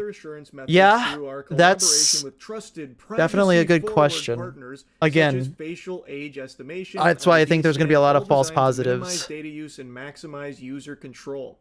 There's no way of dressing that up in any way that is actually privacy forward, by the way. We will continue exploring and validating additional age assurance approaches with the goal of expanding options and giving users choices that work best for them.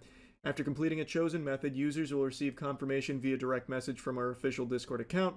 A user's assigned age group can be viewed at any time in My Account settings.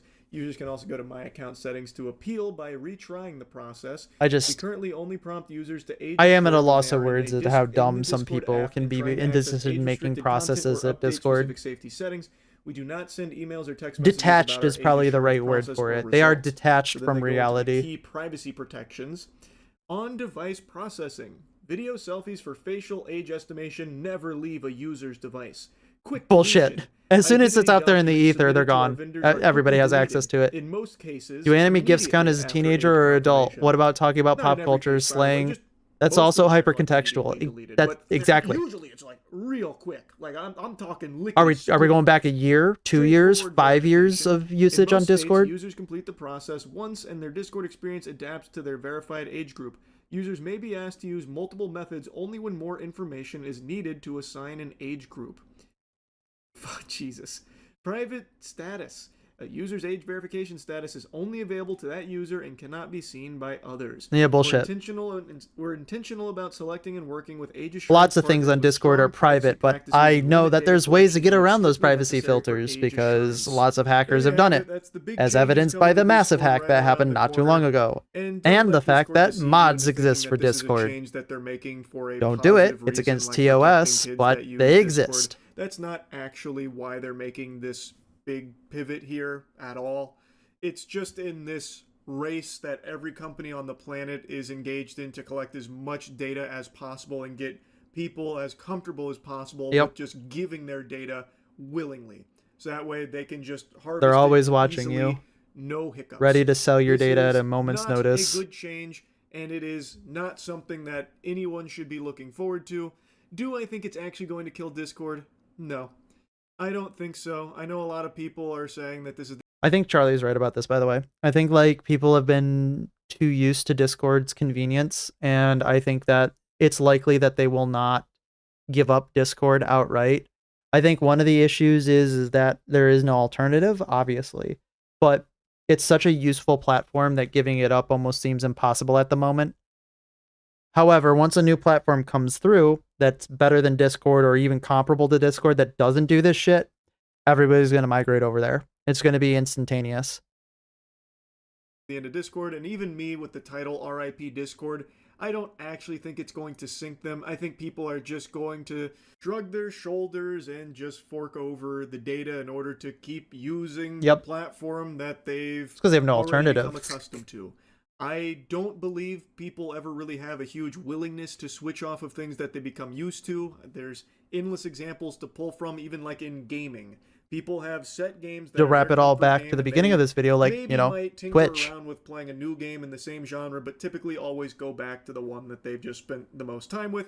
And right now that's Discord. So I don't think that this is going to be, you know, a huge destruction of Discord, even though I think it should be. I just don't think people are one can hope that it'll be switch to something else in its place because people are just too used to Discord's service at this point.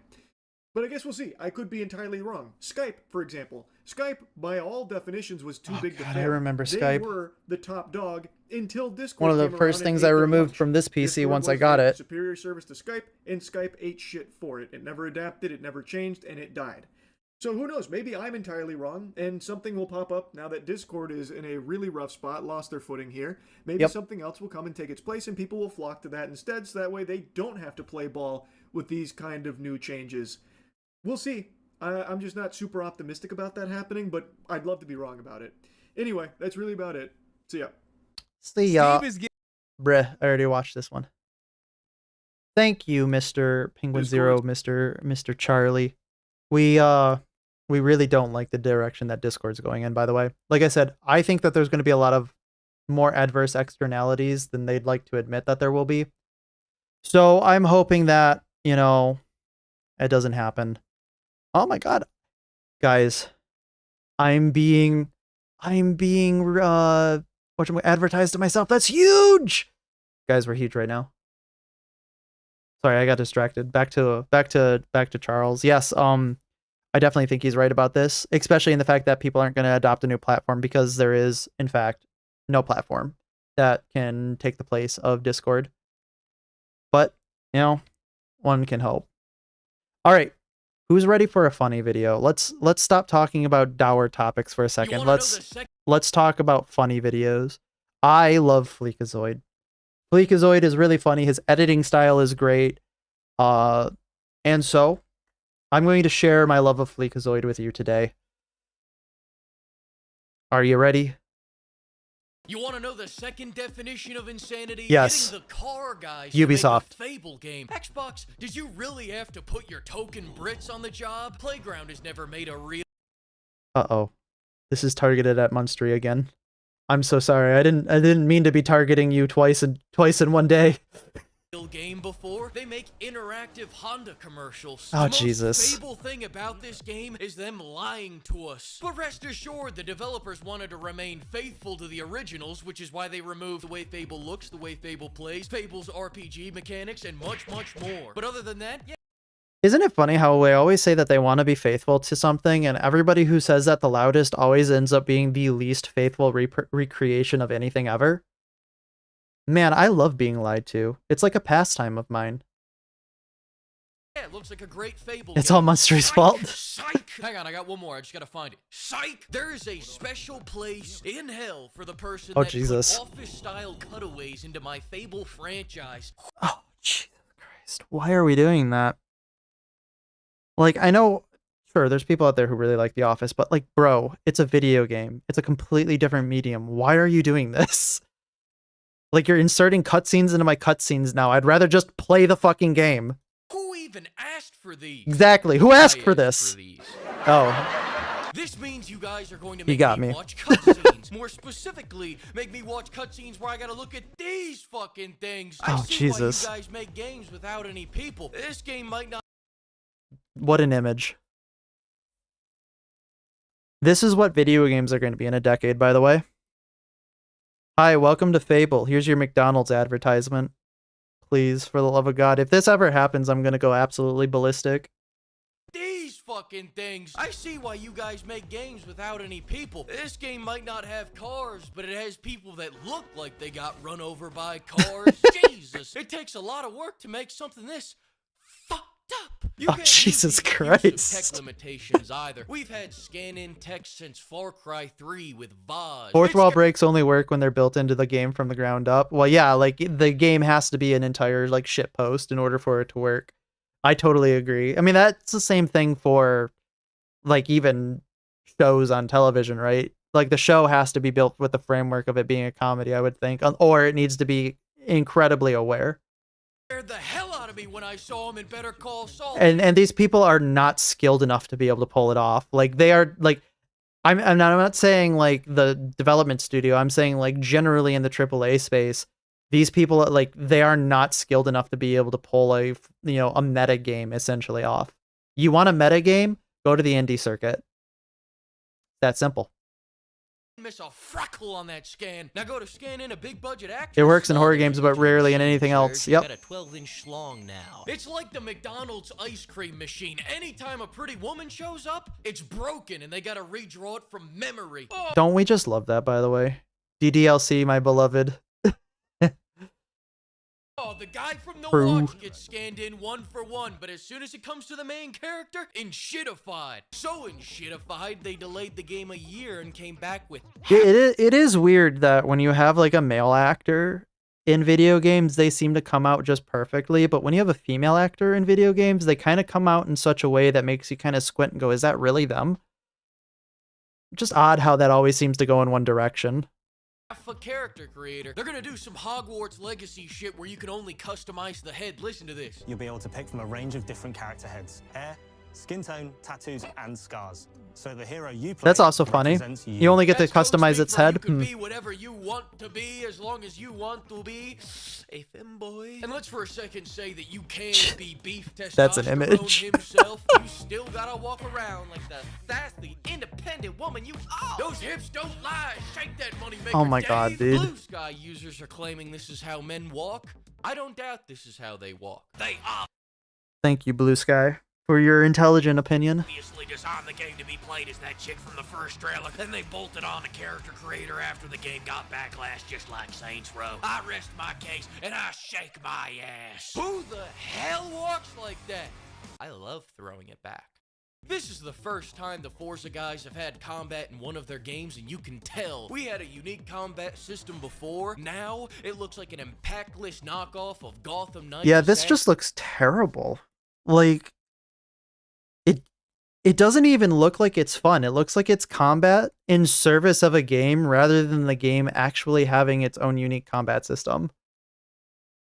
Creed, Veilguard, and name any other modern RPG. They said it would be It does- authentic for us modern. to just try It looks and make modern for Fable sure. 4. So in a much more authentic move, they made Witcher 4. If you were going to be authentic to your resume, we'd be driving a souped-up Ford Escort into a giant troll. If Fable isn't authentic to you, then don't make a Fable game, dipshit. The combat in Fable 2 flowed. It had an action game feel. This looks like a worse version of everything. Yeah. I'd talk more It looks about like modern game slop, so to speak. It looks like every other game that's come out in the AAA space that has no innovation whatsoever. But we got 48 seconds of new footage. They spent more time telling us everything they've removed from the game. As for the takedowns, mommy and daddy won't let me buy the game if there's blood in it, so I'm glad they made sure to put it, they didn't put Oh, that Jesus. they don't put any blood in it. I hate this stupid spongy combat. Why would you do this to me? The other day I was doing some arts Remember, a faithful recreation. and crafts with a Pringle can, a plastic glove, and 2 sponges. It got me thinking, these sponges can really take a pounding. That was the inspiration for the combat. Furthermore, we got That no was- guns, we got that's no terrifying. Dog, we got no motherfucking hope. Sucks the guns are gone, but I'm glad that dog got sent to the pound. Fuck that dog. Kill stealing me all the goddamn time. Where's the shot collar DLC? Jesus. As for the humor, it's British. Shotgate so it is. has Speaking really of which, reached will there everywhere. be any huge honkers in this godforsaken game? No, but you can buy some huge honkers for 10% off using code PIMP. Another thing, if I wanted realistic Nice ad. graphics, I'd go outside. Hyper-realism is becoming the laziest, most expensive way to look like everything else. The old games had an You know, honestly, that's an interesting take where hyperrealism is itself its own type of like indicator that something's not going to be good. I definitely, honestly, I kind of like that right now. Because it seems like every hyper-realistic quote game is only selling the hyper-realism. They're not actually selling a product or anything that's worth it. That's insightful.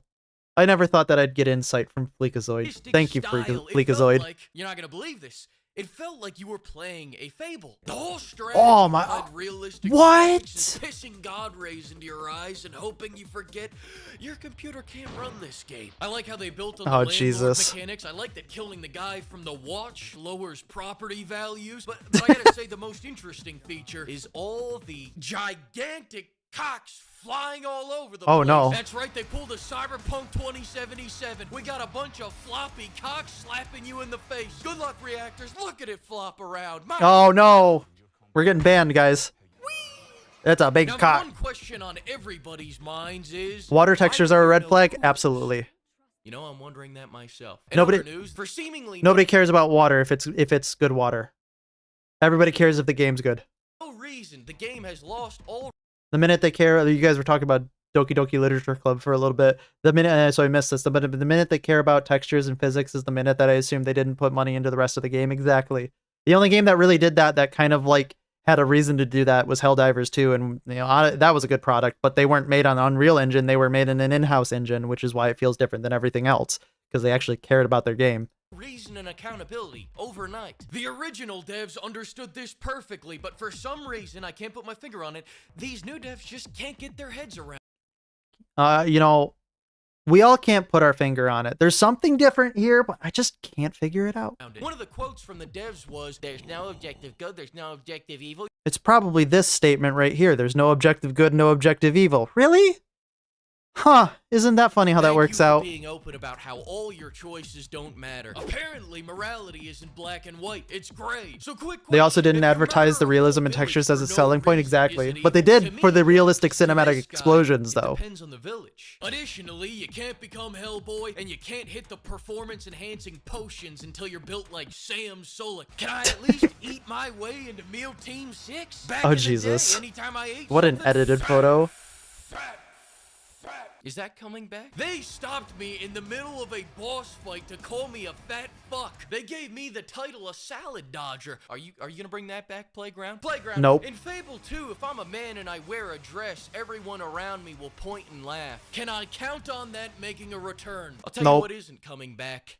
STDs. Even my choice to have unprotected carnal relations with 100 whores will have no consequences if I can't get STDs. Okay, but that was required for while playing this verisimilitude. Fable game. This is True. a sham, an True. M. Night Shyamalan, a sham wow. So you make them look like they have STDs, but I can't bring home the prize. I can't dip into the dark arts and start pissing 200 Scovilles. Just another Nope. sanding down. It wasn't made for you, Game's great Fleek. legacy. Britain has fallen, everyone. Take away their accents. Why are there no STDs, Playground? Why? Ask Bill. Now, if you excuse me, I'm gonna go play a good new release like Code Vein. Never mind. Half Sword. Never mind. High Guard. Never mind. Fuck it. I'm gonna go stare at a wall until Neo comes out. Thanks. Yeah, that's where you gotta go. Pimps, and thanks to everyone that used Code Pimp. All right, I gotta go do some more salad dodging. I'll see you later.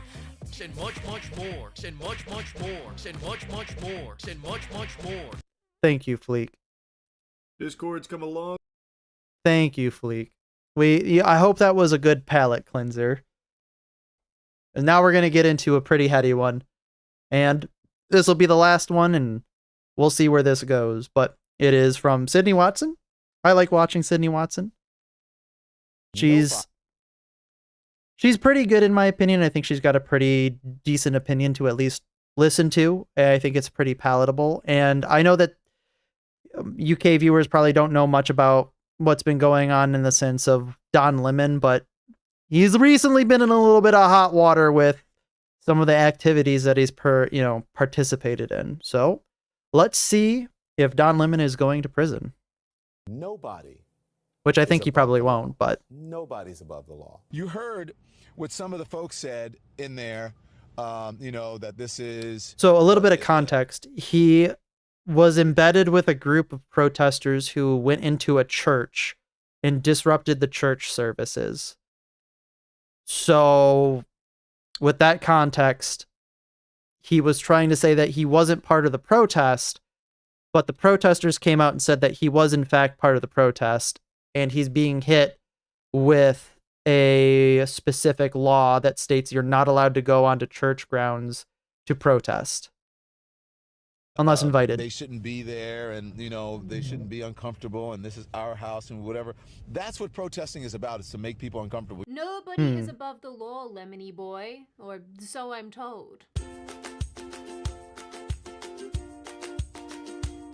Hi, my name is Sydney. Welcome back to hell. So I know that at this point everybody is completely burned out on politics. Yes, and all of you we are all burned protest out on it. fatigue, And honestly, I don't blame you. It's been a weird start to the year here on our Hell Gondola. Get But used to for it the though, next, because it's I don't going to know, be 20, nothing but 25 minutes or continuing less, I for need the you to next put all of that fatigue year, aside. 2 Because years. Don Lemon, the former CNN host, has been arrested as of today for his participation in storming a church in Minnesota. So at my direction, earlier this morning, federal agents arrested Don Lemon, Tyrene Jeans. That was the Tyrene Jeans Cruz.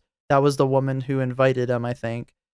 Georgia Font and Jamal Lindell Lindy in connection with the coordinated attack on city churches in St. Paul, Minnesota. More details soon. On January 18, 2026.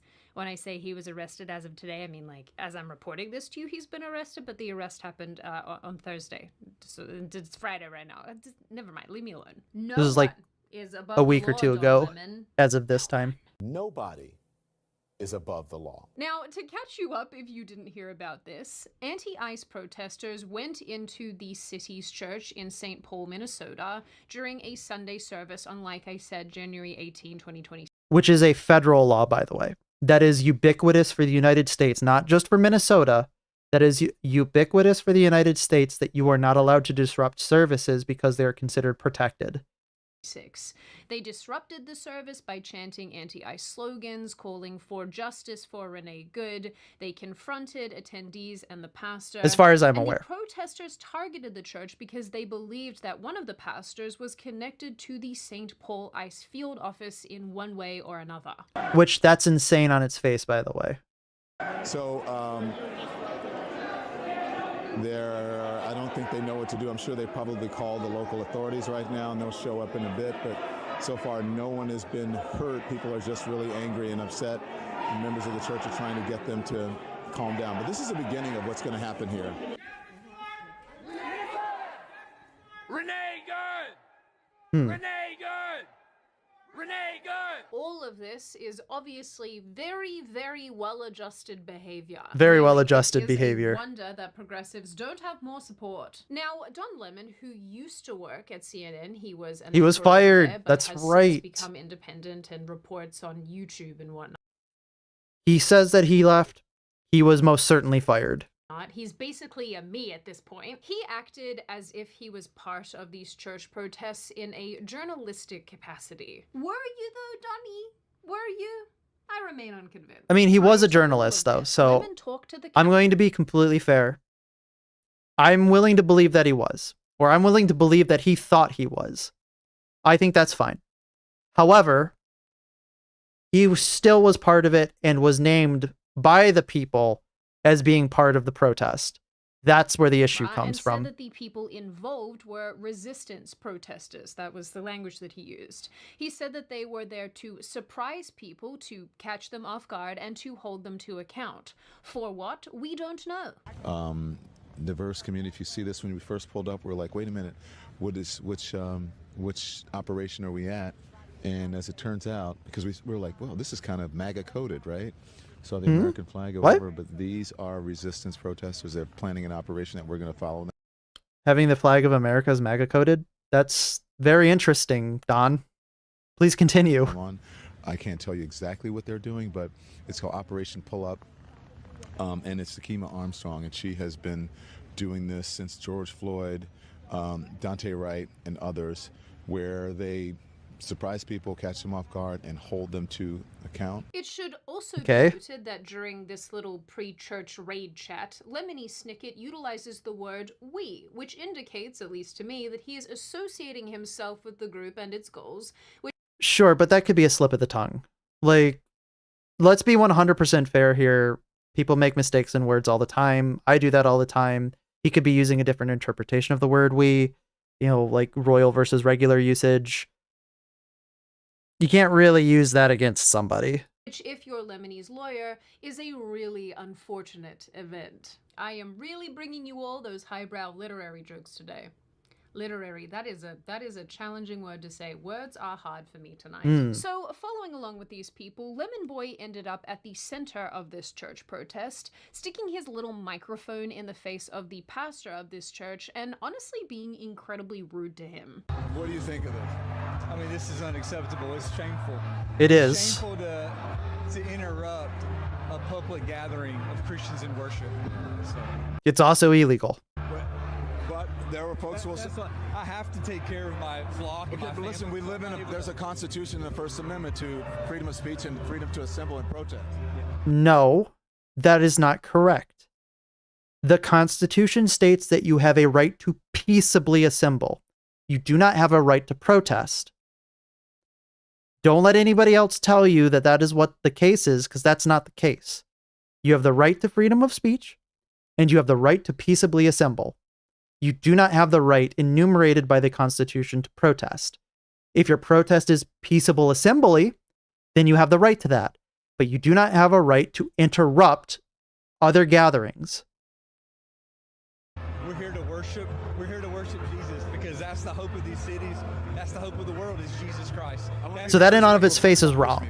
We're here to worship worship. Don't push Jesus. me, he says. That's Okay. why we're here. Yeah. Lemon also questioned the church members, and the video that I'm about to show you of that honestly made me really sad. He narrated the scene as it unfolded and filmed everything for all of us to see. I'm a Christian here that wants By the way, I'm sure that this did wonders to make people go to his side. to praise the Lord with my son, and now I gotta go home.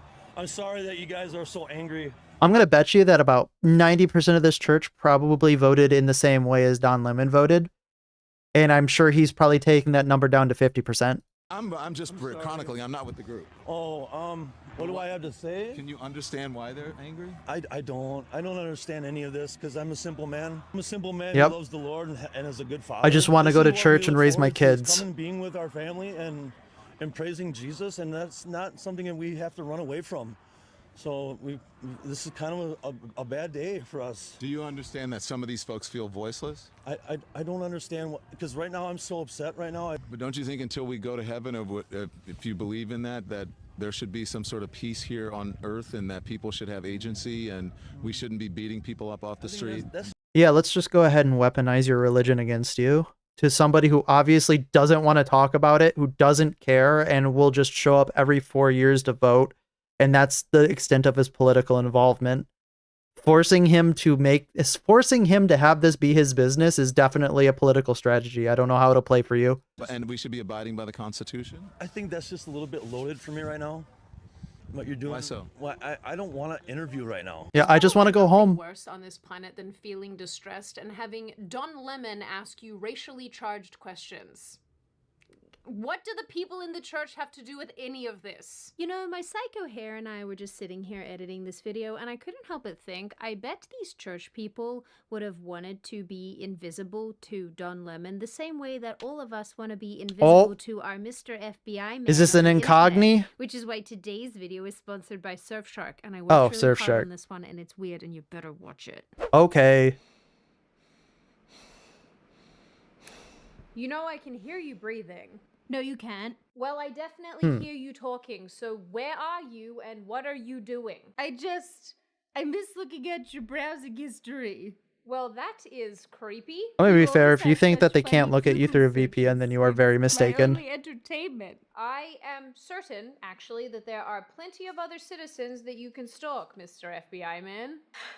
It's just not the same. Since you got Surfshark VPN, I'm always in the dark. Well, as Yeah. a matter of fact, I kind of enjoy you being in the dark. Well, I don't. This virtual private network. Yeah, how keeps am I me out of supposed to control everything. you I if you can't don't even know put if a I don't know virus what on you're your computer searching? to spy on you anymore.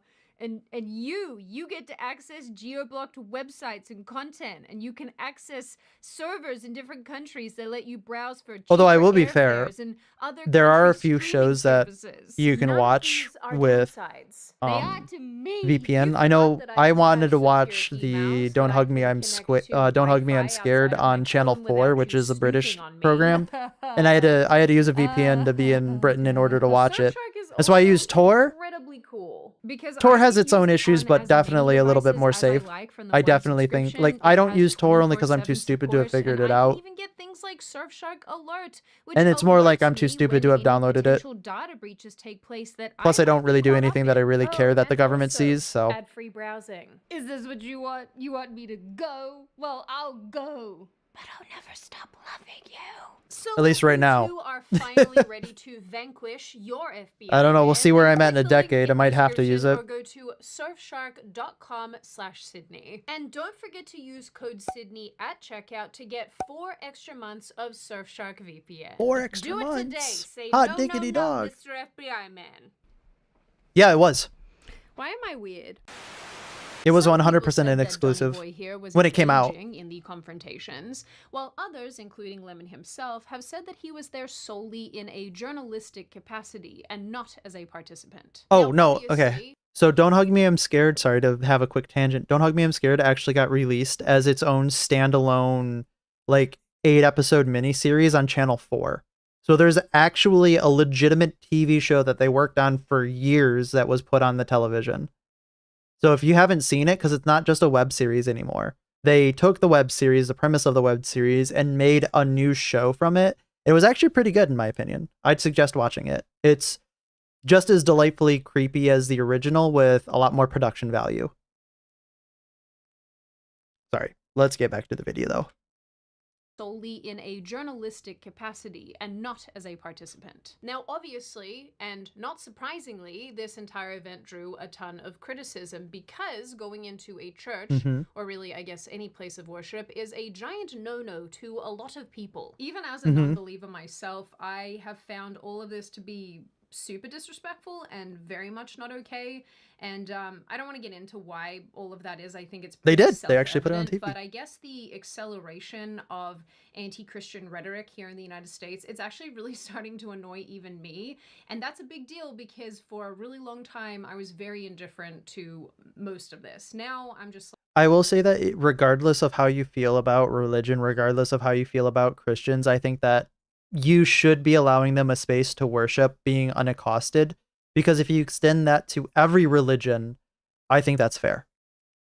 And Christians shouldn't be in a super category above or below anybody else. They should be held to the same standard as everybody else. And I don't see them doing this to Buddhist temples. I don't see them doing this to mosques. We should be protecting Christians as a religious entity as much as we're protecting any other religious entity. And it's ridiculous that, we hold them to a different standard. It's kind of weird how people put them in a different category. Like, hey, let's not do this anymore, okay? Leave the Christians alone. They are one of the nicer groups who are not trying to stone you to death. Leave all peaceable religions alone, I think is probably the best takeaway from that. Civil Rights Division of the DOJ announced an investigation into this event. And then nothing happened. And honestly, guys, I really didn't think that anything would. It was like this event transpired, Don Lemon participated. Hit him with the nothing ever happens. Noise about it, and then I thought there would just be a whole lot of nothing. And this is probably due to the fact that I am used to being sad and disappointed. I am well, there still probably will be nothing, because as far as I'm aware, he's being charged. To my shock and awe and surprise, they actually went ahead and nabbed Don Lemon. They got him. It's because they're the most populous in the United States.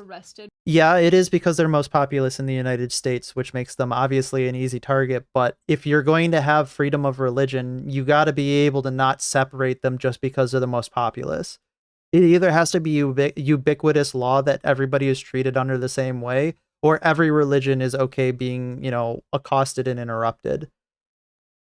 Like this is a some or nothing type of argument, because if it is some people can be placed in other categories than other people, you have a different tiered justice system, which is just flies in the face of the way that Western legal system is created.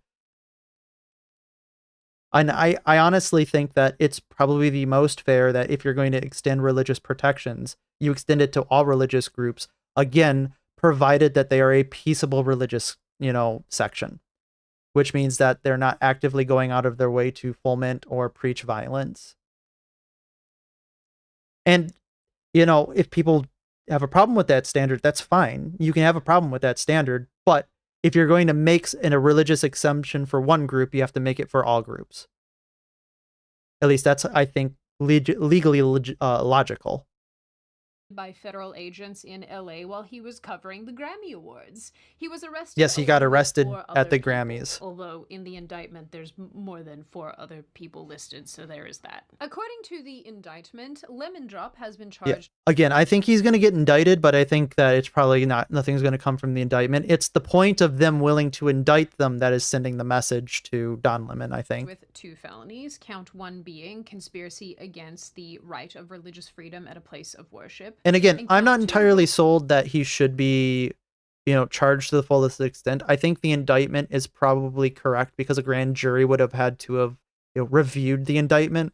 But I think that he's probably going to be told, like, hey, technically they indicted you, so they thought there was some there, but now looking at it, there was nothing criminal that you did. Don't embed yourself with protesters who are naming you as a co-conspirator. I think that's fair. Relates to the Freedom of Access to Clinic Entrances Act, also known as FACE, which prohibits interference with religious worship, among other things. The wording for this second count that was done in 1994, by the way. That was ran underneath the Clinton administration. And interfering with the exercise of right of religious freedom. Clinton? At a place 94? of worship. Lemon's attorney, wait, am I dumb? Yeah, that would have been Clinton, because Clinton would have been elected in 92, because he came out of the election in 2000. So yeah, it would have been during Clinton one. Actually not super sure how to pronounce because it's spelled ABBE, which I think is Abby. Must be Abby Lowell anyway is her name.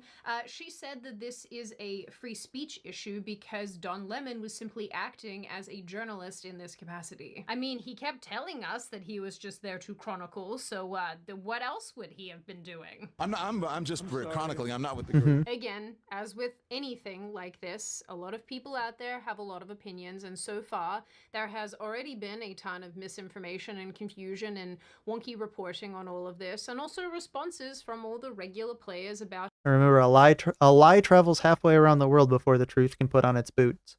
It's a very good idiom to adhere your life to. How this is an infringement on civil liberties. CNN released its own statement saying that the FBI's arrest of their former colleague raises profoundly concerning questions about press freedom and the First Amendment.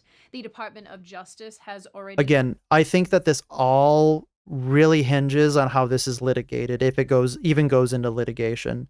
Because once it starts going into criminal litigation, that's when we're going to really start seeing some challenges, I think, to constitutionality, which I think could be good challenges and I think could be bad challenges. Because I can see this going both ways, where the First Amendment might get narrowed if they argue in a way going against it. And I can see that it can get, in a way, more enumerated and broadened if they argue in a separate direction. So it's going to be interesting if it does go to litigation, which I don't think it will, especially because I think a higher court's going to look at that and be, I don't want to cause a constitutional crisis, so I'm just going to say dismissed with prejudice. Failed twice to get which is fair. I wouldn't want to do that if I were a judge. In Minnesota, where a chief judge of the Minnesota Federal District Court found that there was no evidence that there was any criminal behavior involved in this event and this work. It's so weird. The statement is short, but it's okay, again, but that's of the Minnesota Federal District Court. This isn't a Minnesota issue. This is a DOJ federal issue. So this is a completely different court. It's got nothing to do with Minnesota. It might be federal court in Minnesota, but it's not Minnesota's call. It's the federal government's call.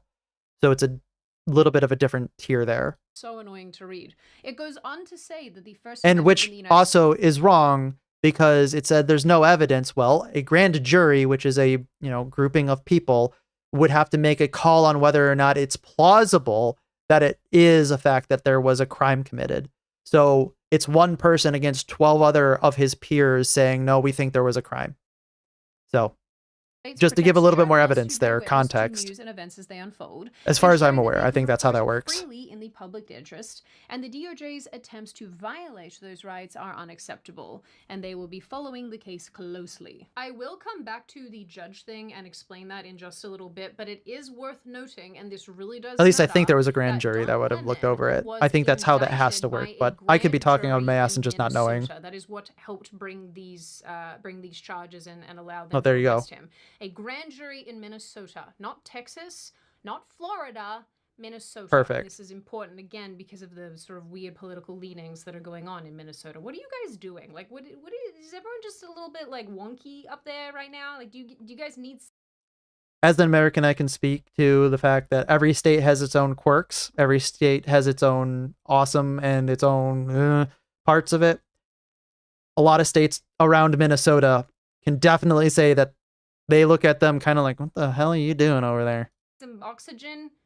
Are you too high up? Anyway, then we had Chuck Schumer saying that this arrest is a dark message to journalists everywhere. He definitely would. That sounds like something that he would do. Means you have to watch your back. The administration is behaving no differently from police states and authoritarian regimes across history. Yes, because authoritarian regimes are typically known for their grand jury indictments. Thank you, Chuck Schumer. They've arrested a journalist for the crime of doing his job. Again, thank you, Chuck Schumer, for purposely, lying by omission, saying that a grand jury of his peers elected to say that there is a possible criminal charge in which they decided to hand an indictment over to the federal government.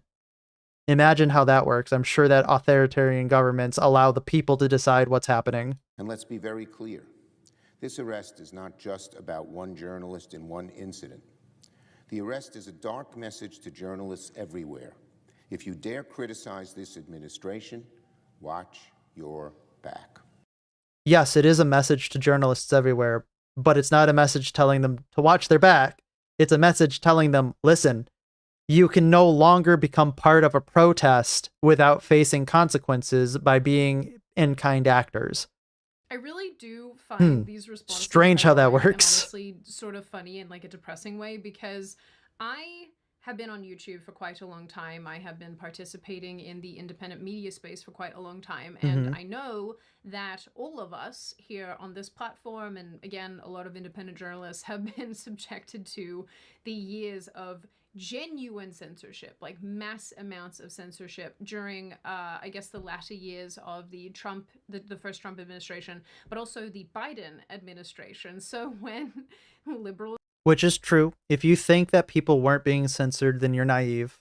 Lots of people were censored throughout history. We'll just say that. But typically, more right-leaning voices, especially centrist right-leaning voices, were very heavily censored because the people who were censoring them, whether or not they disagreed or agreed with them, they were making rules that the right side, or rather the right side, right of center, didn't agree with on principle, which then they used to censor and persecute them in perpetuity.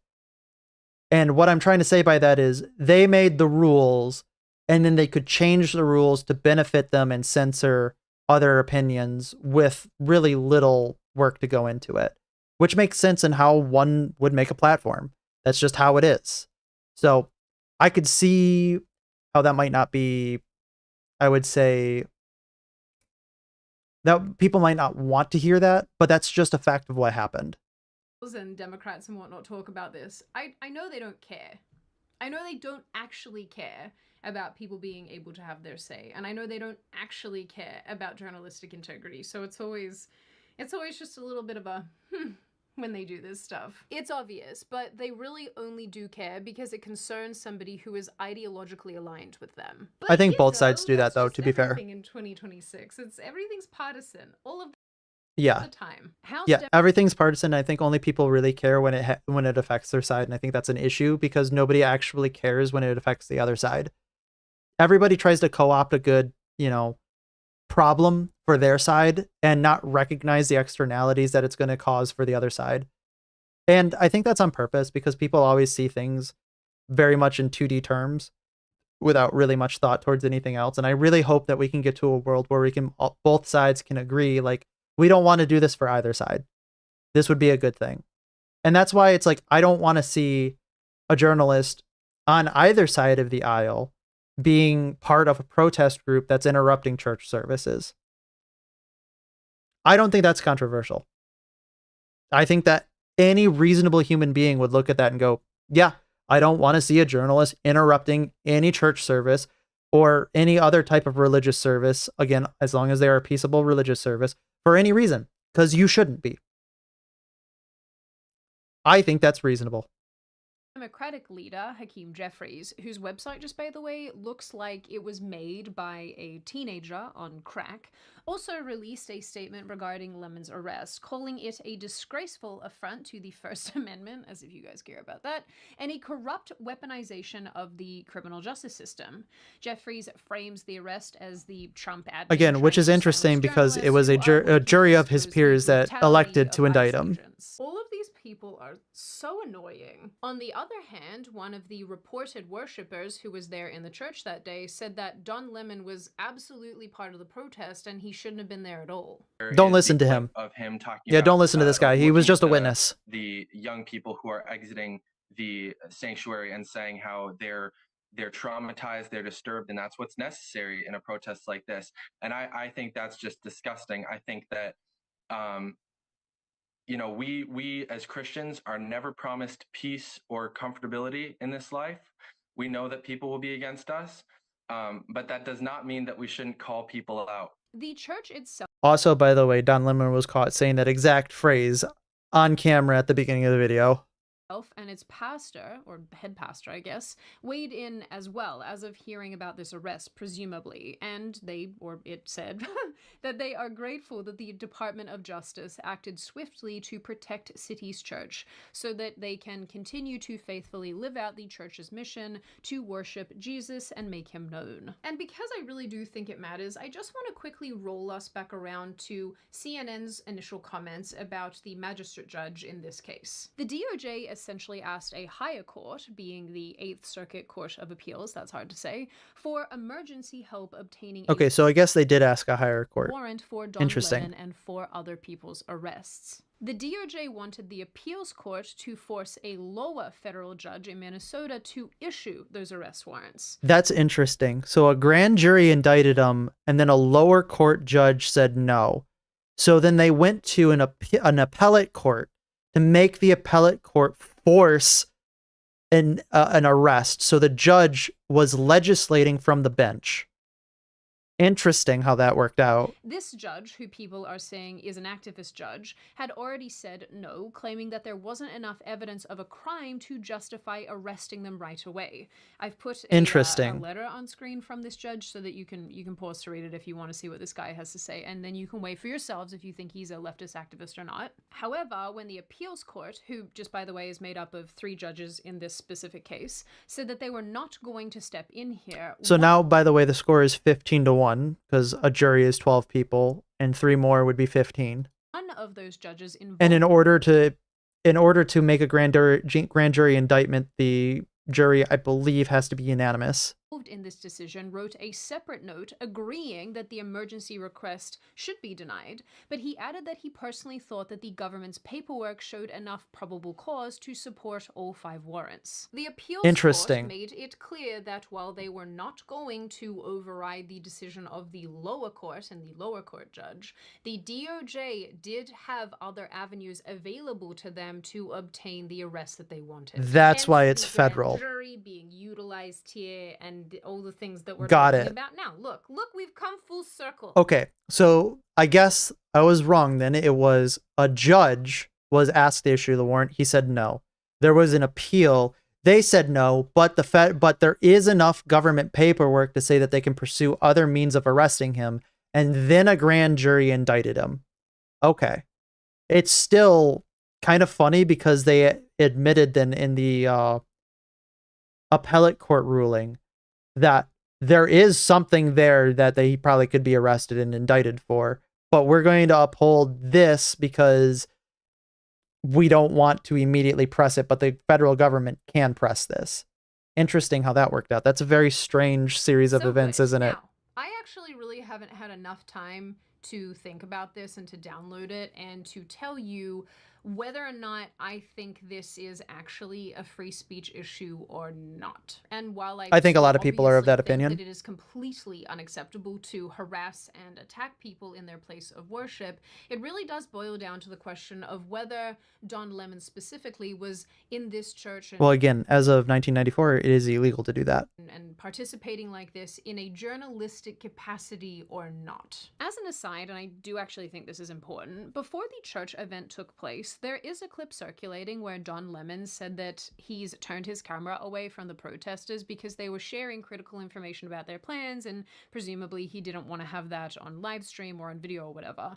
And to me, that doesn't exactly scream that's a little weird. Journalism. Like, not to mention the way he talks about everything is like he's directly involved in you would it. think Obviously, you would think that if he were actually there in a journalistic capacity, he would have shown it because you're documenting it, and they would have been obviously understanding that he's a journalist, or they would have forced him away.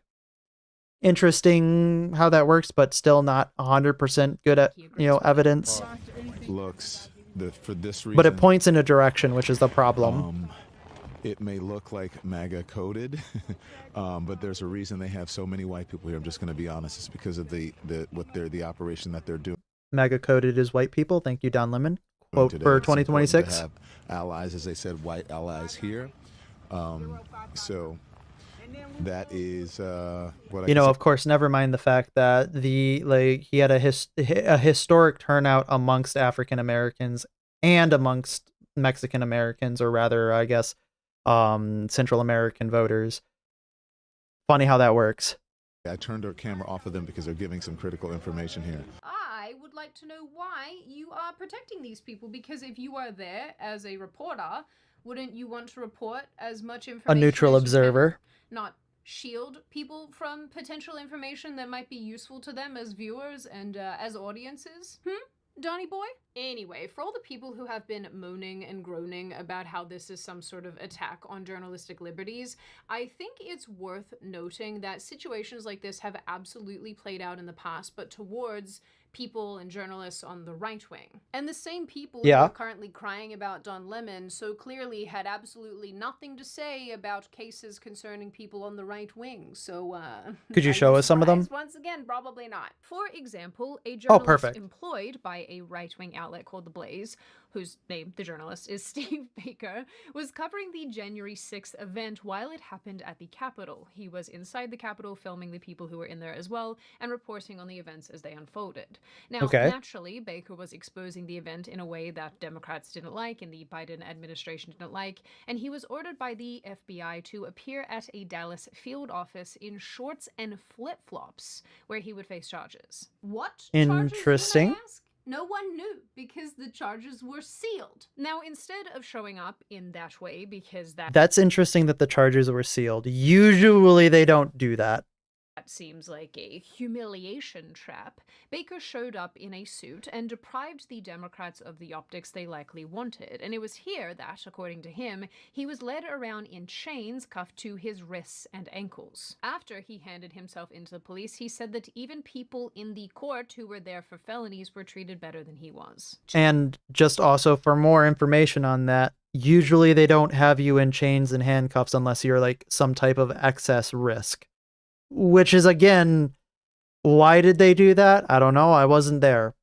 But it points in a direction. This, by the way, he was charged with 4 non-violent misdemeanors. I probably don't have a lot to say right now. You most certainly are not put in handcuffs and chains if you're charged with a misdemeanor. I need to process for a little while. I'm actually still shaking a little bit. I don't like what I just went through. I don't like the deliberate humiliation that they put me through. There was no reason to do that. There was no reason to march me into a courtroom in leg chains today. There was somebody there answering for a felony, and they weren't in chains. My charges are misdemeanors. It's just, it's mind-boggling. But that is, unfortunately, the type of selective persecution that January 6th defendants are facing. Similarly to Don Lemon. And like I can speak to that a little bit. There was definitely a lot of excess persecution for people who were part of J6, especially having been, you know, on the ground there for a little bit and seeing what had happened there. There were a lot of, you know, people who probably deserved it. There were a lot of people who probably didn't deserve it, and they just ubiquitously ran through people just universally. Like, it was insane to see the aftermath of that when I was watching on, you know, television and social media with what was happening, because I was like, there's no way that they're, you know, putting these people under so much legal scrutiny as they are. It was insane to me. Who is very, very clearly showing that he agrees with what is happening during this Minnesota church event.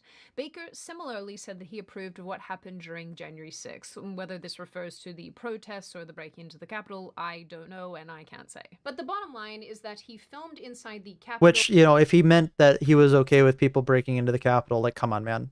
Nobody's okay with that.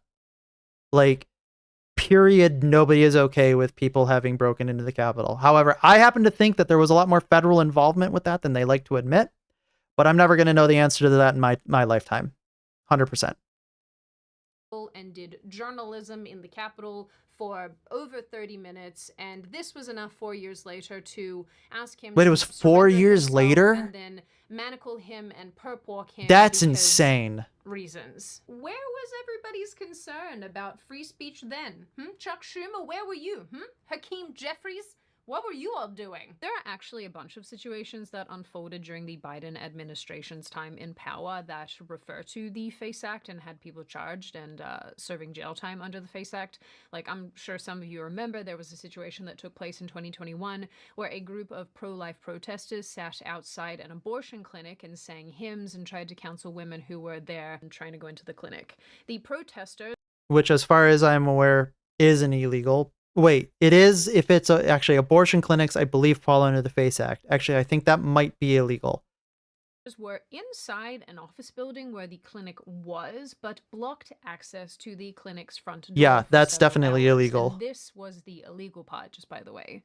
Yep. A year later, in October Can't do that. 2022, Makes sense. The Biden administration's DOJ indicted 11 individuals involved in that protest, and as of 2024, several of them received prison time and/or house arrest and/or probation. Now, obviously, this is not remotely an apples-to-apples comparison. I'm not saying that it is. Yep, it is under the FACE Act. Yep. Here that the FACE I believe that it actually specifically enumerates abortion clinics. Act has been used and is used against people in addition all to sorts of religious different environments places. where some people would probably argue that it is a free speech issue, while others will argue that you can't block people from accessing private businesses and private pieces of property. I really don't want to get into the weeds on all of this and if it's moral or immoral or sort of make any commentary about any of that, but I do want to demonstrate that usually also... Right. Strictly factually, things are factually as they are. You can argue about the morality, you can argue about the legality, you know, every day that you want, but leave that up to a public debate forum.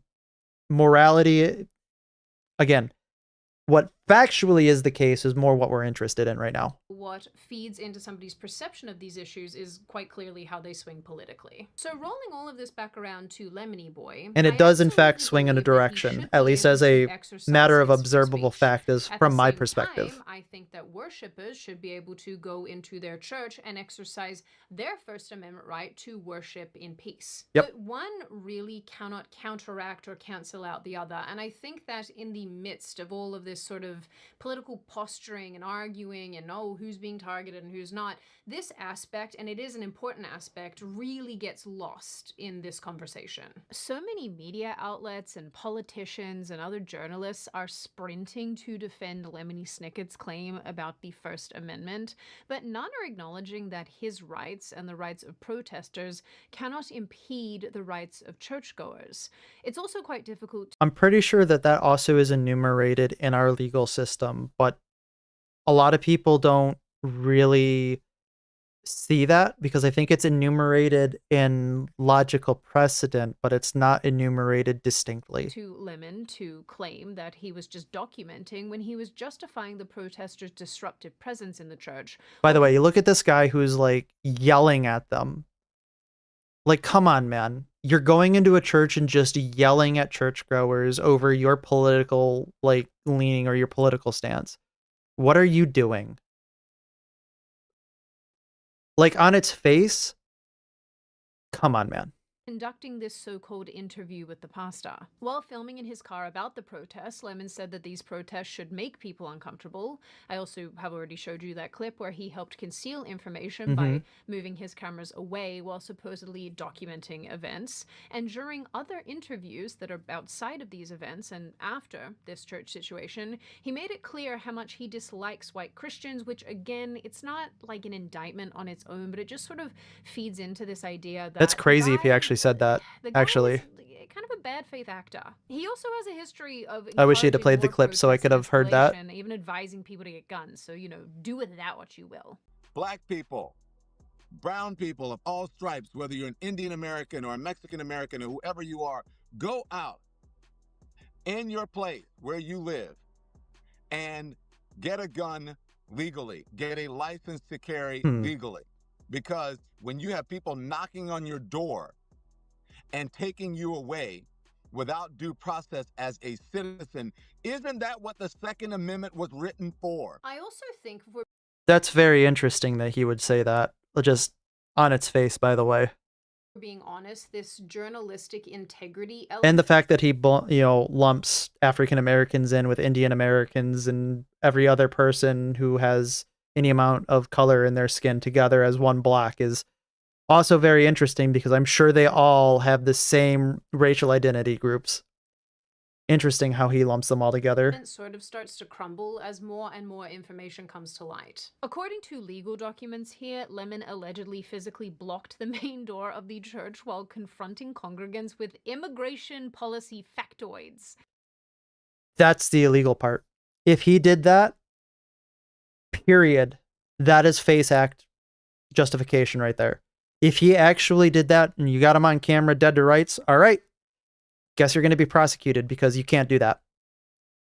Like the clip I showed you. If I did have a sleep paralysis demon, it would in fact be Don Lemon reciting immigration facts to me while I'm trapped in a building. And it isn't super surprising that we ended up here. About a week ago, legal analyst Stacy Schneider, that poor woman, oh my god, I bet she got bullied in high school. Schneider, what a fun name.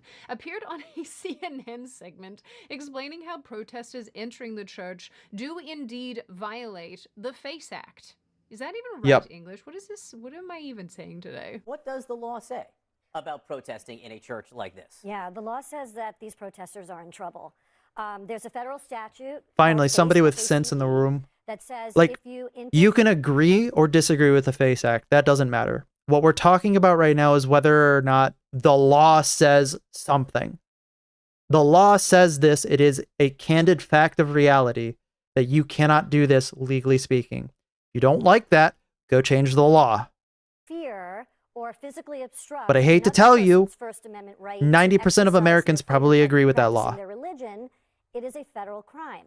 Now, had these protesters stood outside the church, been on the sidewalk, been on the street, they likely would have been protected by their First Amendment right to protest. Absolutely. But you're allowed to protest in a public forum, but that right is not absolute. They crossed the line when they went inside a church. And I think of it almost like, a church is public property. Imagine if protesters went inside a hospital to protest Medicaid or health policy and interrupted treatment. I didn't know that churches are considered public property. The most frustrating part of this That's interesting. Situation and I didn't think that they were. Is how everything about it is already being distorted. This is not just a situation where a journalist is documenting events that they are witnessing in a neutral way. Lemon was directly involved, encouraging the operation, justifying the actions of other protesters. Honestly, the fact that he went up and started interviewing the pastor is just insane to me. Like, how, honestly, how stupid do you gotta be to be like, oh, we're in the middle of a protest, let me go ahead and interview the person being protested against? Like, have some common sense. If you're a neutral observer, you should just be there neutrally observing. Referring to this as a resistance operation. He lumped himself into it by saying, we will do this and we will do that. Again, it's not really him saying we could be for any this is all reason. being spun Not as really an good attack evidence, in my on the opinion. press as a whole, but boy, is it disappointing to see the media yet again proving how incapable they are of real journalism. As of recording this video, Lemon Toes has been let out of prison without bail, because I guess he's not a flight risk. And which makes very sense. smug in He'd be court, released on his own and, recognizance. ultimately, why wouldn't he be? This is going to get him a ton Again, I think the of charges are probably media going to be coverage dismissed against him, and unfortunately. sympathy, and people are going to go Which out of their way to support I say unfortunately because I believe he probably did violate the FACE Act by the letter of the law. However, it probably isn't in the best interest of, public perception or the public in general to actively pursue prosecution. No, churches are public in the sense a store is, but they're privately owned and they have unique carve out and taxes that preserves it. That's why I was saying I was surprised that they were public spaces, because they kind of exist in between this barrier of public and private, especially because I would say probably 90% of the time churches would be considered private property, because you can't just enter a church when it's, well, you might be able to enter a church if it's off hours, but for the most part, people aren't expected to. So I don't know. I'm surprised they're not considered private entities, but I can understand why they are. him because this is the partisan world that we live in. And although I am quite right-wing, or I guess moderate... Yeah, and whether or not you want... Again, I think that's probably good. Whether or not you think that Don Lemon should be prosecuted for this and the degree to which the prosecution exists is very dependent on whether or not you vote left or right. which is sad. This is something that I just absolutely hate about our culture. It's like nothing can be right or wrong. Everything has to be politically Right and left. bent, and everybody has to perceive it in a certain way that fits with their tribe. And I think that it encourages the behavior that we saw from Don Lemon in the first place. Ultimately, I think I need to sit on this and think about it a little bit further, because normally I would like to tell you what I think the end result should be in this case, but I actually don't think that I know enough at this juncture. People confused open to the public with being public as in publicly owned. I probably, yeah. Way to see that he was arrested, or at least that there was some sort of well, I mean, not only that, but to these you know, a grand jury did as well. So to them. So I don't know, I'm going to take the win on that. In the end, though, I am very interested to see that action was taken here at all. And going forward, I am very curious to see what the net effect of all of this will be. Now, on that note, and before I open the floor to all of you, this is just a reminder, check out Surfshark using the link in the description. If you are in the market for a new VPN, I cannot recommend them enough. They're honestly also I'm too stupid to use a VPN. Behind the scenes too, which makes a big difference. Now, I open the floor to all of you. What do you all think? Do you think that Lemony Snicket should have been arrested? Do you think that he was, in fact, part of the protesters and not just a journalist? Are you on the other side of this issue where you think that this sets a kind of terrible precedent and that can I be on both? Just reporting the news as it unfolded and he was not involved at all? Are you somewhere in the middle where you can kind of see both sides of this issue, but you're not quite certain where you land on it? Maybe you need more information. What do you think of the counts? Do you think that they're fair? Do you think that they're unfair? What do you think about the treatment of other journalists over the years who have also had the book thrown at them over similar kinds of situations? Fair, unfair, unreasonable? Where do you land on all of this? And what do you generally think of this issue overall? As always, if you have made it this far in the video, congratulations. I always like having you along for the full ride. If you're new here and you're not subscribed already, we like and you, you'd Sydney. Like to see more of me and more of this kind of content, feel free to subscribe to the channel. That wasn't right. Feel free to subscribe to the channel as well as leaving this video a like and a comment. Boom, we hit you with a like. Of them, and I like hearing your feedback. As I always gotta remember to do that. You wonderful little chickadee people stay safe and well and make wonderful choices, make good choices, and I will see your little schmoodle poodle flower faces in the next video. You want to know the second definition? All right, no, I don't want to hear that. We already heard that. Well, again, I think my entire opinion of that is going to be, on the one hand, by the letter of the law, yes, I definitely think he should be arrested because I think he violated the law, especially with the blocking the place of entrance. By the spirit of the law, I'm not as convinced, only in the sense that I think there's a reasonable doubt that he was there as a journalist. Because I think the reasonable doubt is, I think he's an idiot.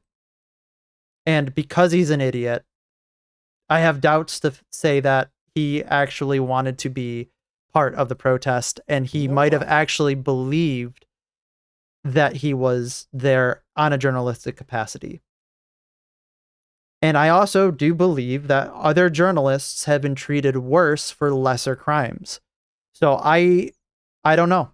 I want to say that there is a definitive in this case, but unfortunately, this is one of those legal gray areas that is going to leave a lot of people unhappy. And again, I think it's going to definitely change a lot of the ways that, or at least it could change a lot of the ways that we view the First Amendment, which I don't know. It could be for the better. It could be for the worst. I'm hoping that it's for the better, but I fear that it would be for the worst. So I don't know how I would want to pursue this. But yeah, no, I guess that's definitely interesting. I think there's probably going to be a lot more arrests coming down for journalists in the future if he does get charged. And, well, he got charged. He's indicted. If he gets convicted of something, one of the counts. And I'm afraid that this will be used as a precedent for other journalists in the future. So I hope that doesn't happen. But, we'll see where it lands. Hopefully it lands in a place where we're better off. I fear that will not. Anyway. Well, I am getting kind of tired. I have had a mentally taxing yesterday. And this was a lot of reactions to go through today. So I'm going to go ahead and in the stream here, because it's my stream to end. Haha. All right, everybody have a great night. Have a wonderful night. I'm glad that you all came out, and I'm happy to have seen everybody here. And I'm glad that we can, like I said, have these discussions, have them peaceably, and, you know, just talk about them. I want to foster an environment in which we can have these discussions, either apolitically or maybe even politically, but respect each other's opinion and walk away with at least an understanding that the other side isn't out to get you. It's there to try to make a better America for both of us. But yep, with that, have a great day. Wait, I got to the end of stream. Well, you get to the end of the stream on, wait, no, you don't, because that one went 4 hours. LOL. Yeah, you got to the end of the stream. But yeah, I'm ending it. Like I said, I'm ending it today because I am legitimately tired from yesterday. Oh my gosh. But again, thank you for coming out. I'm glad that we're here. I'm glad that we're having this discussion. It's actually really fun. But thank you for coming, and have a wonderful night, guys.